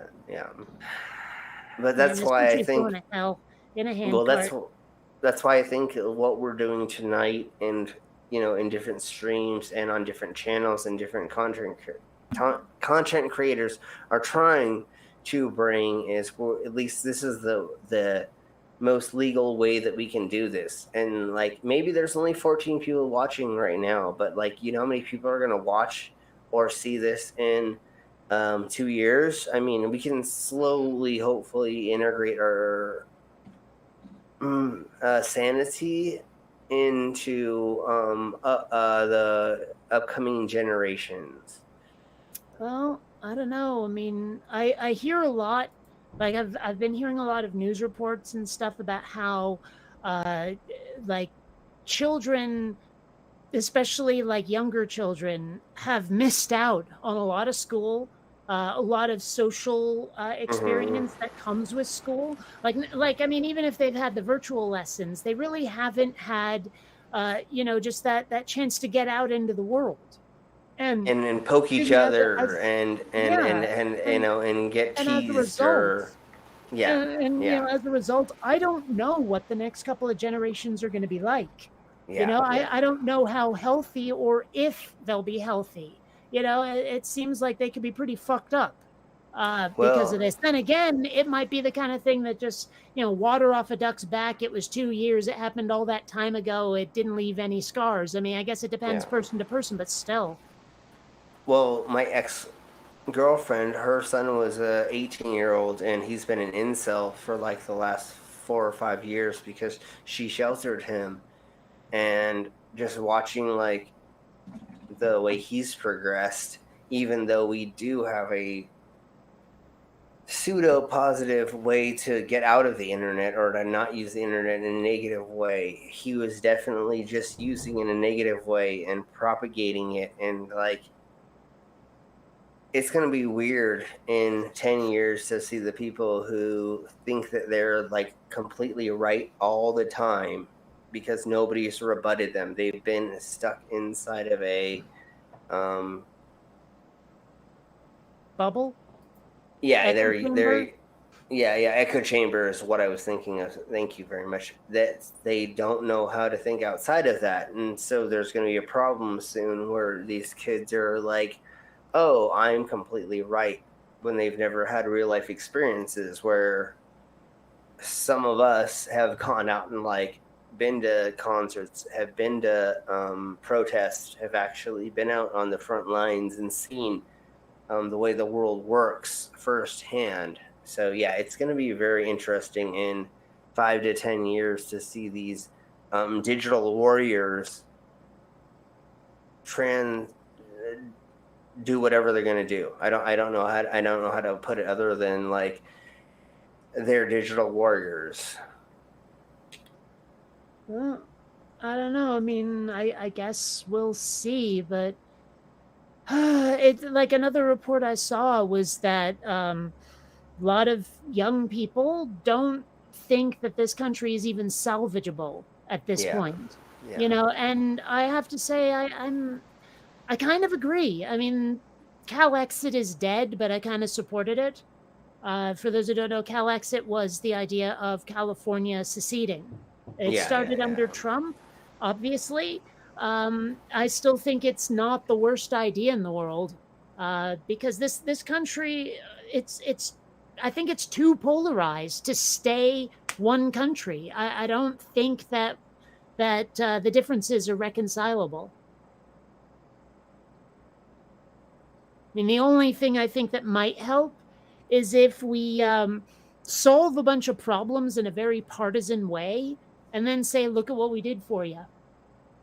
That's the only way I see like these impasses we have being broken down is by showing people, look at what we did for you. Look at what we can do for you. Look at what we'll keep doing for you that the people you're affiliated with won't have a damn thing to do with. They won't do it. Only we will. That is the only way to undivide this country, I think. Well, short of war, and no one wants that. Yeah, but I don't see corporations doing that to facilitate that. So unfortunately, there's never going to be another civil war. I don't believe at all. But Actually, I'm I not just so saw. sure. I saw like really, a report. okay, I saw a poll They said like a lot of folks on the right wing think there will be a second world Yeah, war. no, They put it at something crazy like 60% of right wingers think there will be a second world war, and it was significantly lower, but still statistically significant. The people on the left who said that, it was something like 26% or something versus the Okay. 56 or something percent On of the young yeah, Republicans. It's yeah. crazy. I I and the just thing don't. is, it only takes one side getting aggro for it to come true. Okay, yeah. I just don't foresee that actually happening. I know that there's a lot of them talking about it, but remember the government has drones, has tanks, has No, all the other things. So it well, would but it but it wouldn't be the government against the people necessarily. It could be right versus left. yeah, okay. Yeah. At that point, I don't know what would happen. I mean, I'm sure some military bases would say, we're on this side, and others would say, we're on that side. And I don't Yeah. even know how that would work because let's face it, history is written by the winners. And a lot of those people would probably be like, but if I do this, it's treason. What if we lose? I mean, I don't know how that's going to Yeah. work. I really Yeah, don't. no. Yeah, I hear you. And I worry that the military, because of how many people from red states join and how many people from blue states don't, by comparison, that the military would end up going to the right wing, and well, Yeah, you I know. know, We already know that most of the police and the army or military is already right wing. So yeah, it'd be most likely most of them, but it's the wannabe militias that are hilarious that think they can take over the government, and it's not really how that's going to work. It's going to be the government letting a certain side take over the government is going to how it's going to be. But and yeah, it's especially sometimes. funny to see these guys who are shaped like a potato in camouflage walking around with assault rifles, acting like they think they're Rambo. I mean, I don't know who these guys think they're fooling, but they look ludicrous. Yeah, because they're not going to take over somebody who's actually in the Marines or somebody Well, who's in even if they actual weren't going to services. try that, they still look nutty. Even if all they were doing No, was going out hunting or target shooting or something, they still look like they think they're Rambo when they're really Homer Simpson. they're cosplayers. It's really cosplaying Effectively, yeah. because yeah, they can't do anything what they think that they can do or they say they can do. They're like, give me 5 milliseconds and I'll take you down. And you're like, homie, you couldn't even take down a steak in 5 seconds. So what are you talking about? Right. I don't know. I bet you none of them could finish off the old 96er if you ever saw that movie. Yeah. The Great Outdoors. Yeah. Great flick. I love that flick, staple of my childhood. But anyway. Moo. I just love that part where like the two wives, why can I not remember the actresses' names, are talking about like their sort of sexual escapades kind of thing, and Dan Aykroyd's wife in the movie, she's like, yeah, sometimes I have to take matters into my own hands. It's been so long. During doing the laundry, I'll just sort of sit up against the dryer during a spin cycle, so that later when the two families are fighting, John Candy's wife, she's like, oh, go find yourself a spin cycle. That line, for some reason, that was the only part of the movie that stuck in my head, except for the bear getting the first shot off its ass with a shotgun. Like then I saw it again decades later, and I was like, okay, yeah, I remember that scene. But it's the only scene I did remember. I don't know. Oh, that is great. Oh, that's great. I never even thought of that, but that's wonderful that you brought that up because that's a great point for sure. I love that movie. I don't know. Something about it. I mean, it's not even the greatest movie in the world. It's just, I like it. I don't know. Yeah, for sure. I mean, it's funny how like the most artless, hammer to the head, such an obvious movie is still better than the most artsy fartsy flick out there. I don't Totally. know. Oh, that's what that was. Sure. Okay. Yeah. See, now long silences like this, Diana, are when you break in and talk. You got to take some initiative once in a while. It is your stream, I forget. Yeah. It's Oh just, my.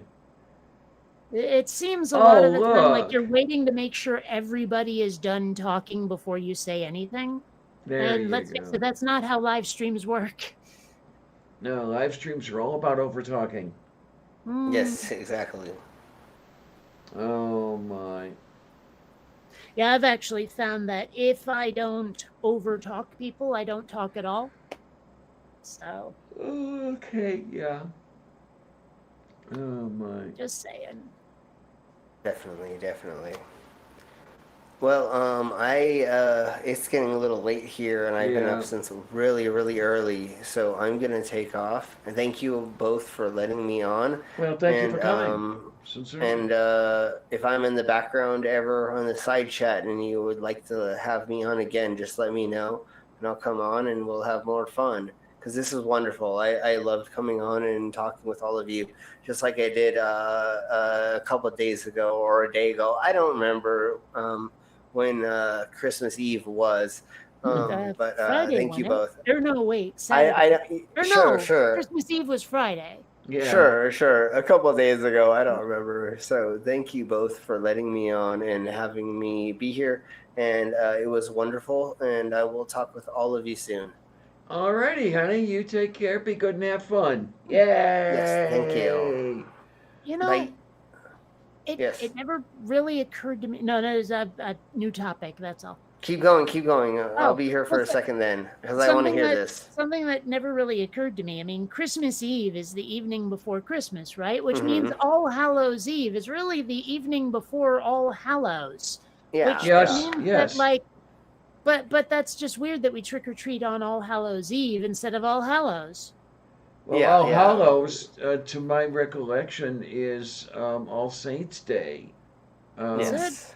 Is it All Saints Day or All Souls Day? I forget which, but it's November 1st. I don't I actually know what believe All it's Saints Day is Day. supposed to be. Yeah. Like, Well, that's when oh, hey, here's the day we celebrate every saint. Or did they mean the football team? I don't know. But still, it seems like, what, is Halloween, like, never mind the pagan origins. Let's not talk about that because everyone fucking knows it. And every year people post memes and memes and memes. And we already fucking know asked and answered. Stop it. So ignoring that, like the purpose of Halloween as it relates to All Saints Days is to scare away all the demons so the saints don't get scared in the morning. What? Yeah, that might not be that far off, actually. Yeah, probably not. But I believe that's when the 12 hours of souls come out to play with us. And so the eve is right before them coming out to play with us. And then we have Halloween, which is the Day of the Dead for the Americas, because Day of the Dead is different for Mexico. Right, Which is the Americas, actually. It's Central America, just saying. Yeah. Okay, we'll all talk soon. Thank you very much. Bye. Okay, honey, you take care. Yep. You know, I do wish we had a term for people from the United States that was not quite so fraught as Americans. You know, I mean, we don't really have staters, USians, Uniteders. I mean, we don't have anything like that. It's the United States of America, implying that every other part of America isn't united, which I guess maybe they aren't. Yeah. But it's just like United States of America doesn't really give you a handle of like, okay, these are the states that are united of America, and we live in them. We reside in those states. So we are statesians, staters, right? Right? Moo. You know, I mean, unlike Canada, Canadians, Mexico, Mexicans, Japan, Japanese, etc., we don't really have United Statesians. There's no easy way to turn that into a nickname. So we say Americans, but then all the people from the other Americas kind of get cranky in our direction. What are we supposed to do? Mm-hmm. You know, yeah, it's like, can't win with you people. I don't know. I mean, it's like, we're trying, but you gotta give us some leeway, damn it. I don't know. Maybe we should just call ourselves Foo-Fooians. I don't think that will work. Everyone will think we're from France. Okay. There you go. Just saying. Moo. Oh. Oh my word, one watching now. You get the Probably feeling. you. Yeah, probably. Um, oh well. See what's going Hmm. to happen here. Yeah, I'm kind of starting to fade too. I don't know about you. Well, I'm starting to like. Well, I'm still hungry. So there's that. Yeah, Americans, right? Um, but and it is 7 p.m. here, so I won't say I've exactly put off dinner, but let's face it, between late lunch and now, I've had a packet of these. So No, your vitamin and mineral content is not so good in that bag there, right? actually, I'm not really sure what they make gelatin out of, but I imagine minerals play a part. I mean, is it true they like liquefy bones to make Yes, this yes, shit? it's boiled cartilage, basically. It is way too dark to read that. Okay, let's see. Glucose syrup, sugar, water, gelatin. All it says is gelatin, and then 2% or less of a whole bunch of other shit like citric acid and sorbitol. Oh, carnauba wax. All right. Hey, there And you go. pectin always sounds like it's pectin. Diacarese, yes. Yeah. So it doesn't tell you what the gelatin is made of. Not for those anyway. I'm sure there's multiple ways to make gelatin. Is to the thing to up to looking to making here.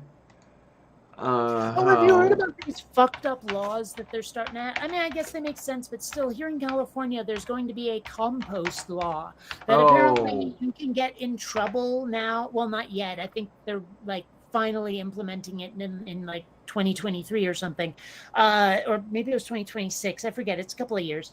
But you can get in trouble if you throw out your normal trash with your leftover food or whatever. oh, jeez.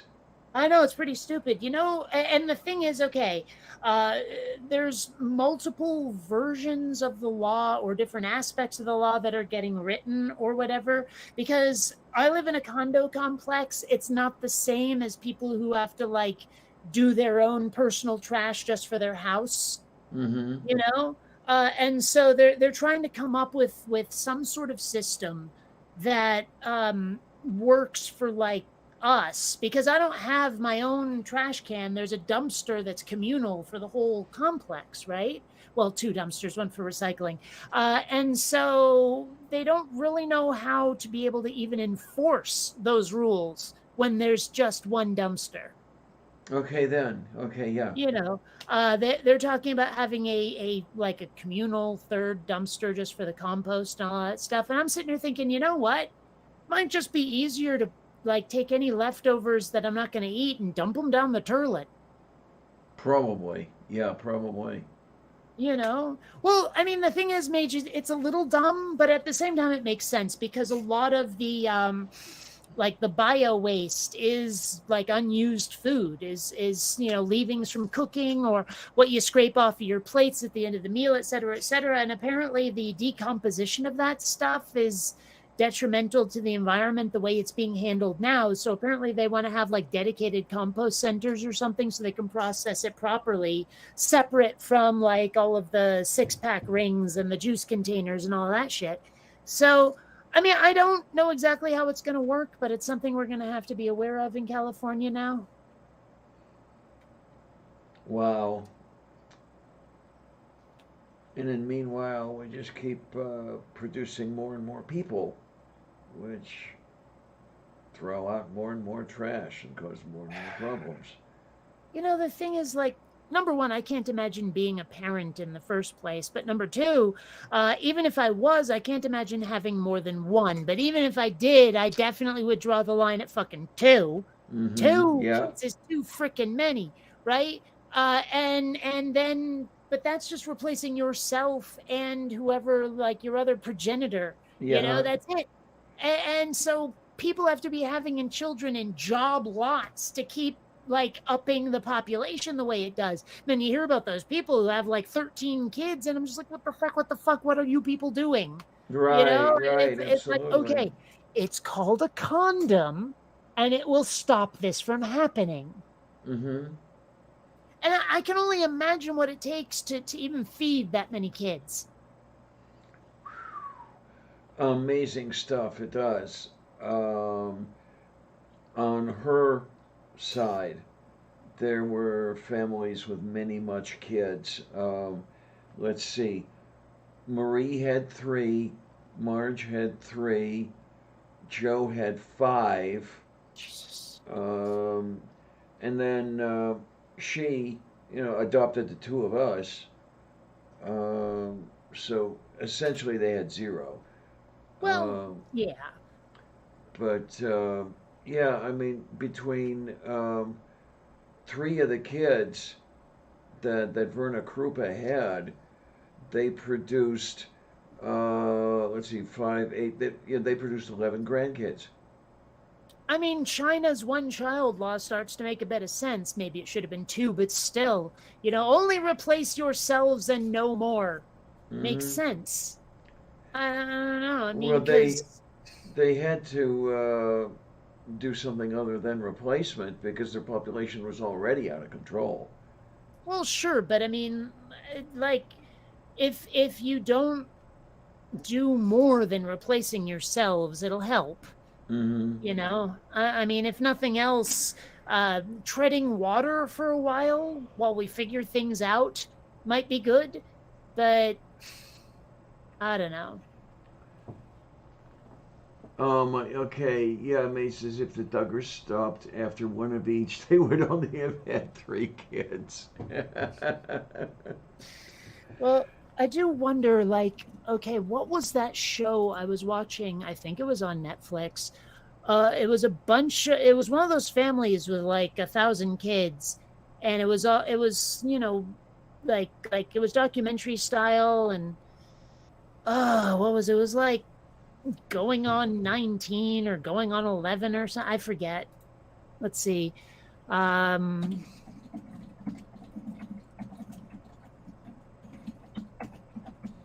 let's see. No, not that. It might, was it The Family? Maybe. I don't think so, but maybe.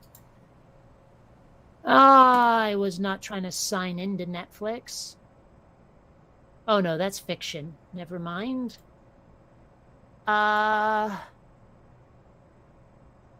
It, I don't.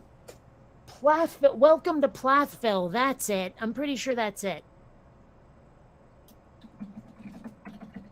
Yeah, and they had just way the hell too many kids. Mm. Yep, definitely. I recognize those two. Okay. Like I remember the son, one of the sons, got married to this girl from outside the family and even outside the religion, mind you, it was outside their specific sect. And so she was teaching him all kinds of wacky stuff that the family didn't approve of, but it's his wife, so what can you do? Okay, then it's interesting that you put it as married outside the family.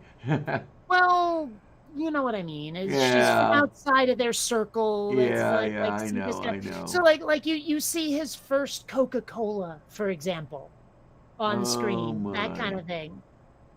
But they have a lot of kids. I'm trying to remember. I think it's this one who basically became the rebel. She was the one who like left the house and went to the city because they live out in the middle of frickin' nowhere. Here we go. There that's like, was this the mom and dad, and here's all the kids they spawned, all of the little Aryan drones they spawned, right? And the one that just cut loose, she goes to the city, she starts like drinking alcohol, and she starts getting laid, and she starts going on trips all over the place and rejecting the religion and stuff. She's clearly the rebel of the family, and it was interesting. I don't know if they've made more seasons of it since I watched. The weird part is just how normal the parents seemed until they started talking about the religion, and then it was Hmm. really creepy, like really creepy. I don't know. Well, that's yeah, where things usually take a turn for the worse. Oh, there is a season two. All right. Is it out yet? It says November 10th, 2020. So yeah, I guess I could watch more of it. Hmm. I don't know. It was interesting. I enjoyed watching it, but it was also really crazy to watch it. Oh wow, Dude Boy grew a beard. Holy shit. The guy that I was showing before where he had the Mm-hmm. wife from like, outside their circle, he grew a beard and it looks really funny. Especially since it looks like he just cut one. Alrighty. I mean, doesn't he looks like Yeah. he's trying to get out of the fact that he just had himself a bit of a fart. Daya carece. And she's giving him this look like she knows exactly what just happened. I don't know. It is kind of fun to look at a picture where people have weird expressions and try to make up what the hell was going on. I don't know. Move beef.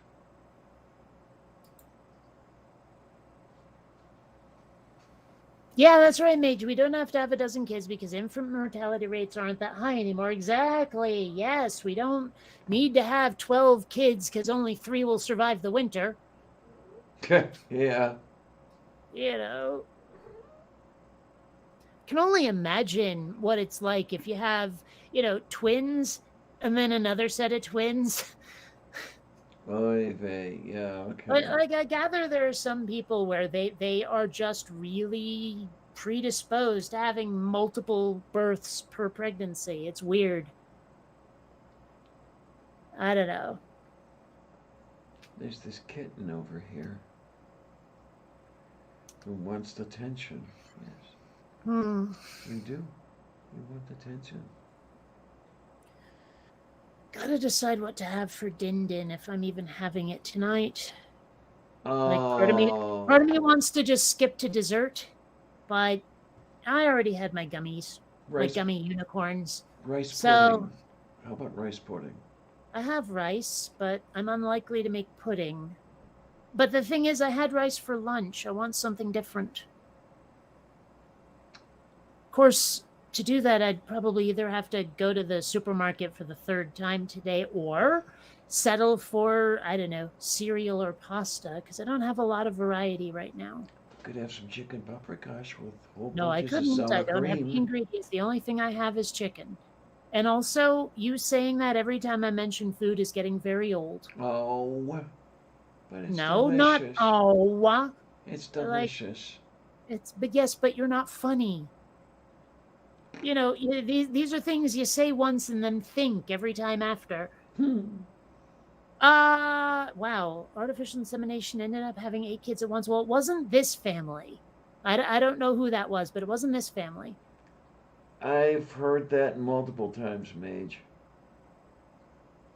Yeah, it is kind of crazy what artificial insemination can do. I mean, I've heard about how they will fertilize multiple eggs and inject them all because pretty much only one's going to take, but sometimes more than one takes. So, Yeah, it is crazy when you get all 8 of them or all 10 of them or whatever the hell it is. And it's like, Jesus Christ. Because now Well, you're it's also- really. Well, it's also kind of wacky, the people who are like all anti-abortion, pro-life, and then you try to point out to them, a lot of fertilized eggs just sort of get flushed anyway, right? Like the body, they don't implant, and there's that baby of yours going down the tubes with all of the menstrual blood. Mm-hmm. Like they don't want to think about that part. Oh, man. It's just so disappointing that I'm looking ahead and I'm resigned to the fact that we're most likely going to lose Roe. But fortunately, I don't enjoy fish eggs, so we'll be fine. Okay, then. No, I don't know what's going to happen at that point. I don't know. I mean, it's Thing is, it's always the right-wingers who are shouting, states' rights! Well, what if they decide to give states the rights to make all these choices, and the states decide, oh yeah, abortion, no problem. What are they going to say then? Well, dear state, Well, you get people like Marjorie Taylor Greene who wants to bring Christian values back to the country, which means force them down everyone's throat, want them or not. I don't think you can force people to have certain values. I mean, not without becoming fascist and authoritarian anyway. Well, there you go. There you go.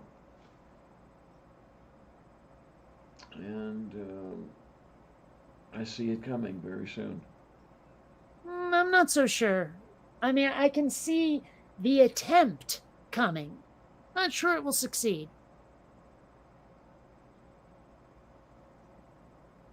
Well, I hope you're right.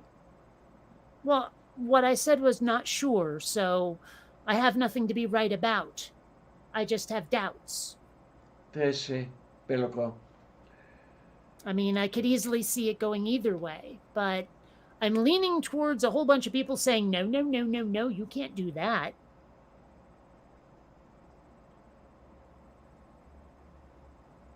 I mean, I can see a lot of people saying, you want to impose Christian values on us? Fucking try. And it's even my state is fucked up. I mean, there are enough right wingers here to. They have enough land to impose their will over the majority of the residents. Well, I feel pretty secure here in California, especially in the cities in California.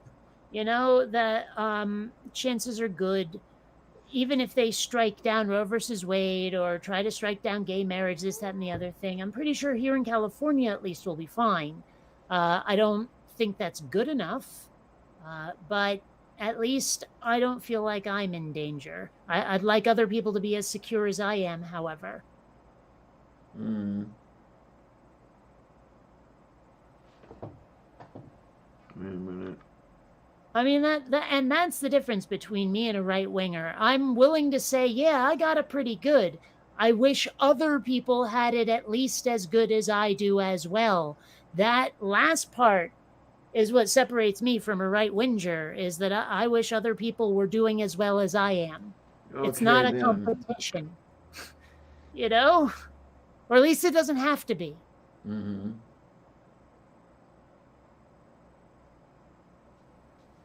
And it's during long pauses like this when you can say things and I won't start talking again. Things. Many things. I don't know. What am I talking about? I have the slightest idea. Well, I'm starting to understand why people have said in the past that I'm annoying.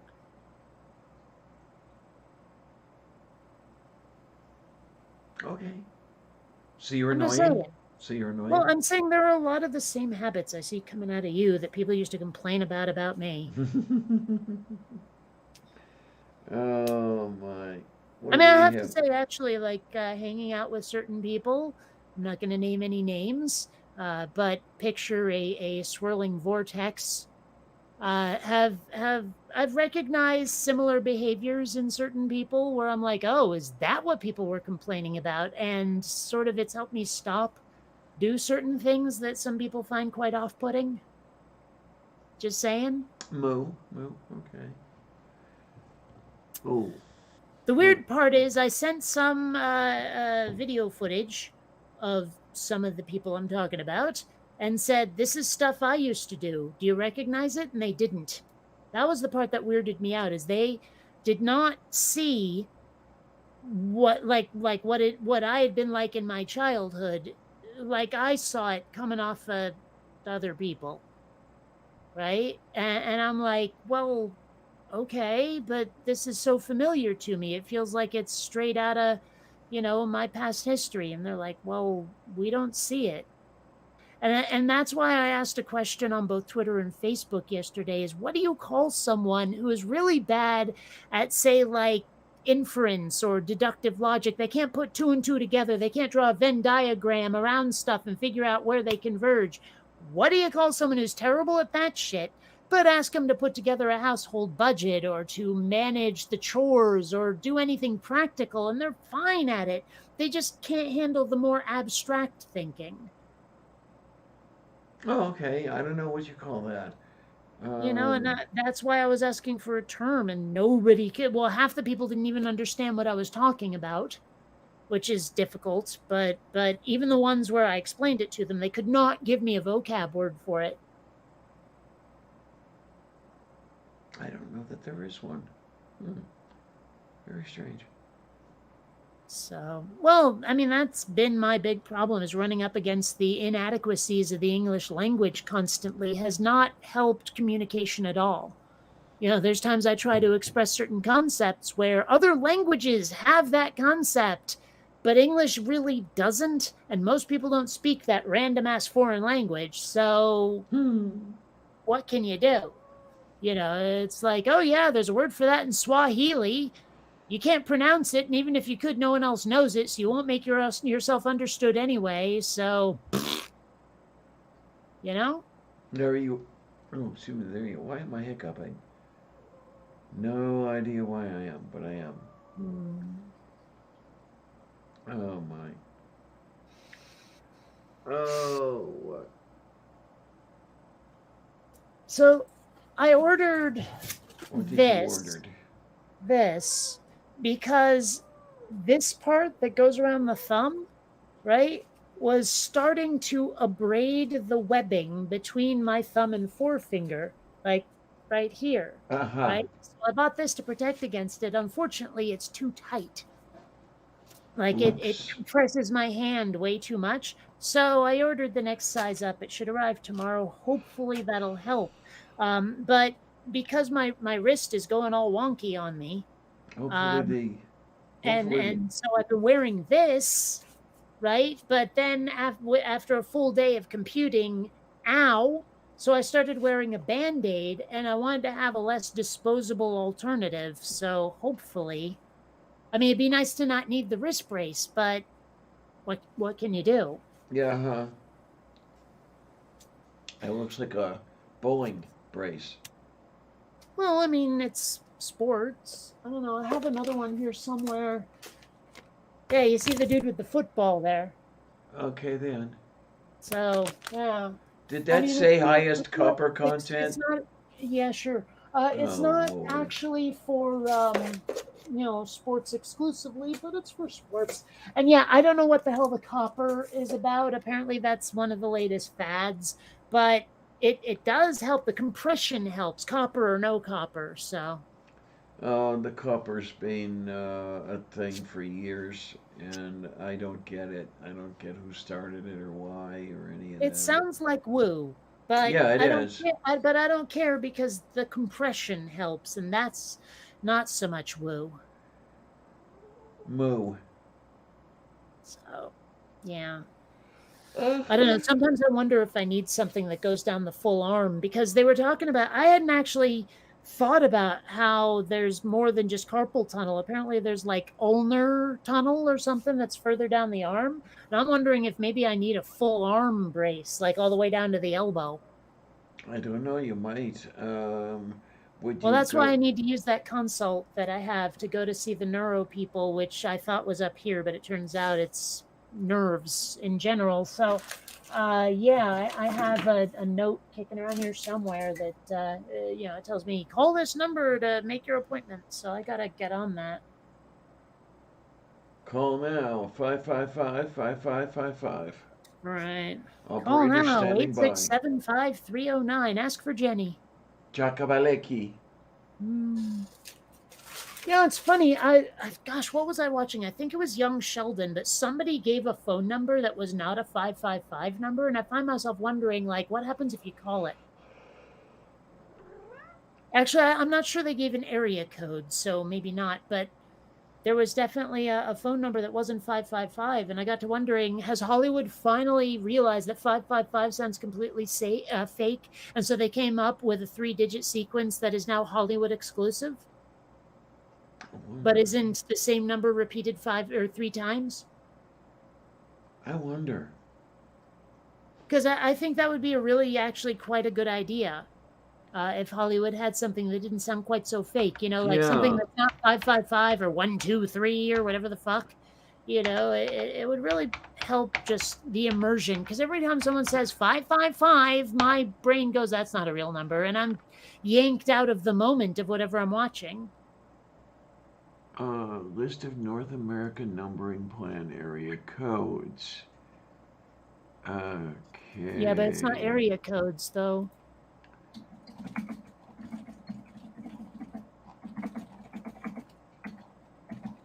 You're In fact, looking you can use any area code. That's not the problem. Is it a prefix? I don't know. with the exchange? The first three numbers of the final Sure. 7? Yeah, that one. Let's see.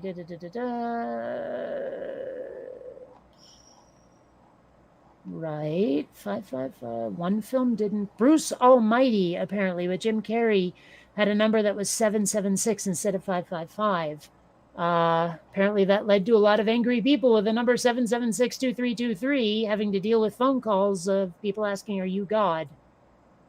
All right. Because, Bruce Almighty was about Jim Carrey becoming God for a couple of days. Deste Petrini. But I swear there was something that didn't. Oh, well, it doesn't matter, I guess. It sure would be nice. I mean, it's kind of the way, like, that license plate that I've shown many times that Hollywood uses. If you didn't know, if I didn't tell people, they probably wouldn't know that license plate is for, is for Hollywood, that it's not a real plate. But, and that's because it's not so obvious as 555, Mm-hmm. So. There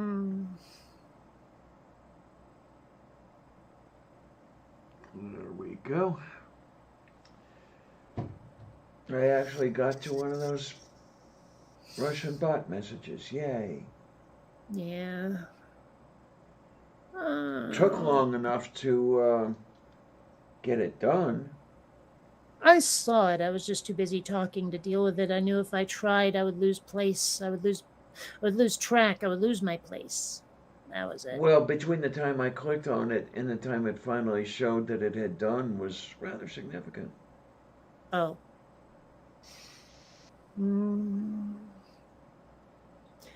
Yeah, purple, I'd love to do that, but it's probably illegal. I mean, I don't know.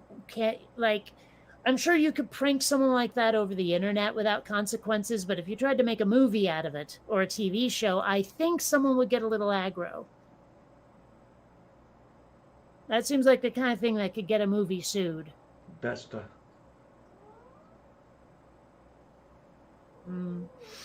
Well, I mean, one thing I've thought about with Quinn Redshift, I mean, I the only character who has a last... Well, no, there's two characters who have last names right now. One of them is Redshift. But I have thought about when I continue the thing as a comic after the animation is done, every last name given would be like someone from my high school, and all the bad guys would be people I didn't like. But I don't know if that's the world's best idea. I've thought about like taking names from celebrities I like and using those, changing the first names, of course, and maybe instead of Tom Hanks, give the Hanks name to a woman kind of thing, but I don't know. I haven't come up with that scheme yet. I have a couple of ideas, a couple of things I could do, but I do know that at one point, like some political leaders, possibly an Earth president, because it is, that kind of sci-fi. I think the president and the vice president, here's President Dunning and Vice President Kruger, and they're both idiots. There you go. I don't know if there's a law, Purple, but I bet that there are people who, like, if you put their phone number in a movie, even without the area code, they might have cause. I don't know. Do not use what you got on this thing over here. Come on out of there. Always gets caught. I mean, that's the thing is, yeah, don't use real people's names, but if it's a common enough last name, I mean, one thing I've thought about though is that like the I mean, I was raised in Vermont, which is awfully close to Canada. And like it or not, that means that a lot of my classmates had French last names, right? And so it seems to me that if I tried to use a lot of people's last names, eventually people are going to go, wait a minute, where the hell was this made? You know, so it might be better to use like stars I like. I mean, maybe avoid distinctive names like Boxleitner, and I don't even really like him anymore, much as he did play Tron. I've heard about some of his political leanings, and ew. So yeah, but you know, there's other people with more generic last names that could be usable. I mean, hell, Jeff Bridges. You can name any character Bridges, and people aren't necessarily thinking Jeff. You know, hell, they might think Bo Bridges. I don't know. Or they might not think of anybody famous whose name is Bridges because it's a very common last name, you know? Mm-hmm. So there's options, there's ways.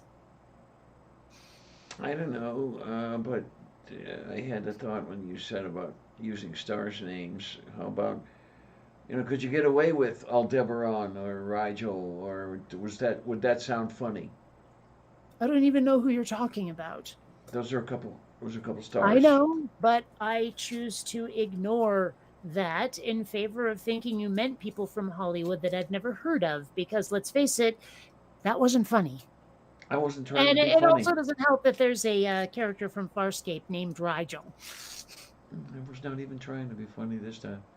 But yes, but I said stars, and you knew I meant Hollywood. I knew you meant Hollywood, but my mind jumped to the other meaning of the word. See how that works?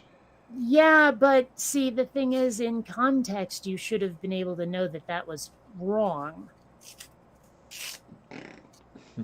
Anyway. Yeah, there's random name generators, but I mean, let's face it, most of them don't do very well. And again, I wasn't thinking about giving people the same first name, just the last name.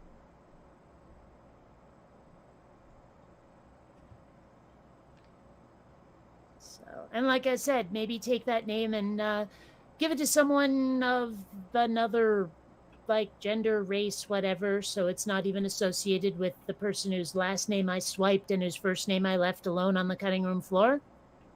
You know.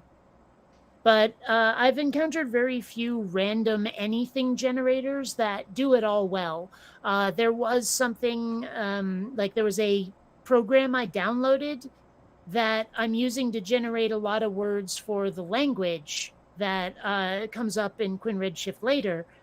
And that lets you do a lot of interesting things. You can like assign, like I'm using it to generate random alien words. And so I have like vowel consonant set up in a way where I can, like, here is a vowel, here's a consonant, here's a combination of vowels, a combination of vowel consonant or consonants or whatever. And you assign each of those a different flag, so you can say, well, these are what am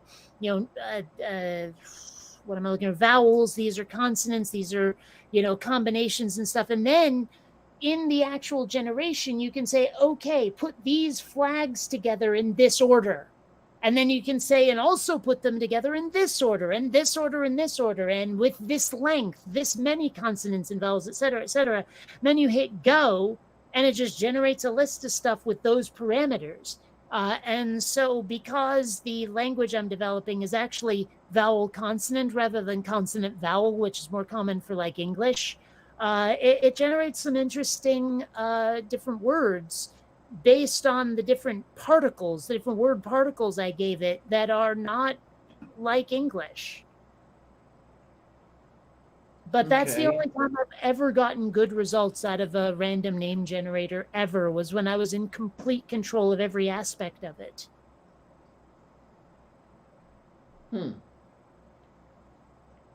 So there's that.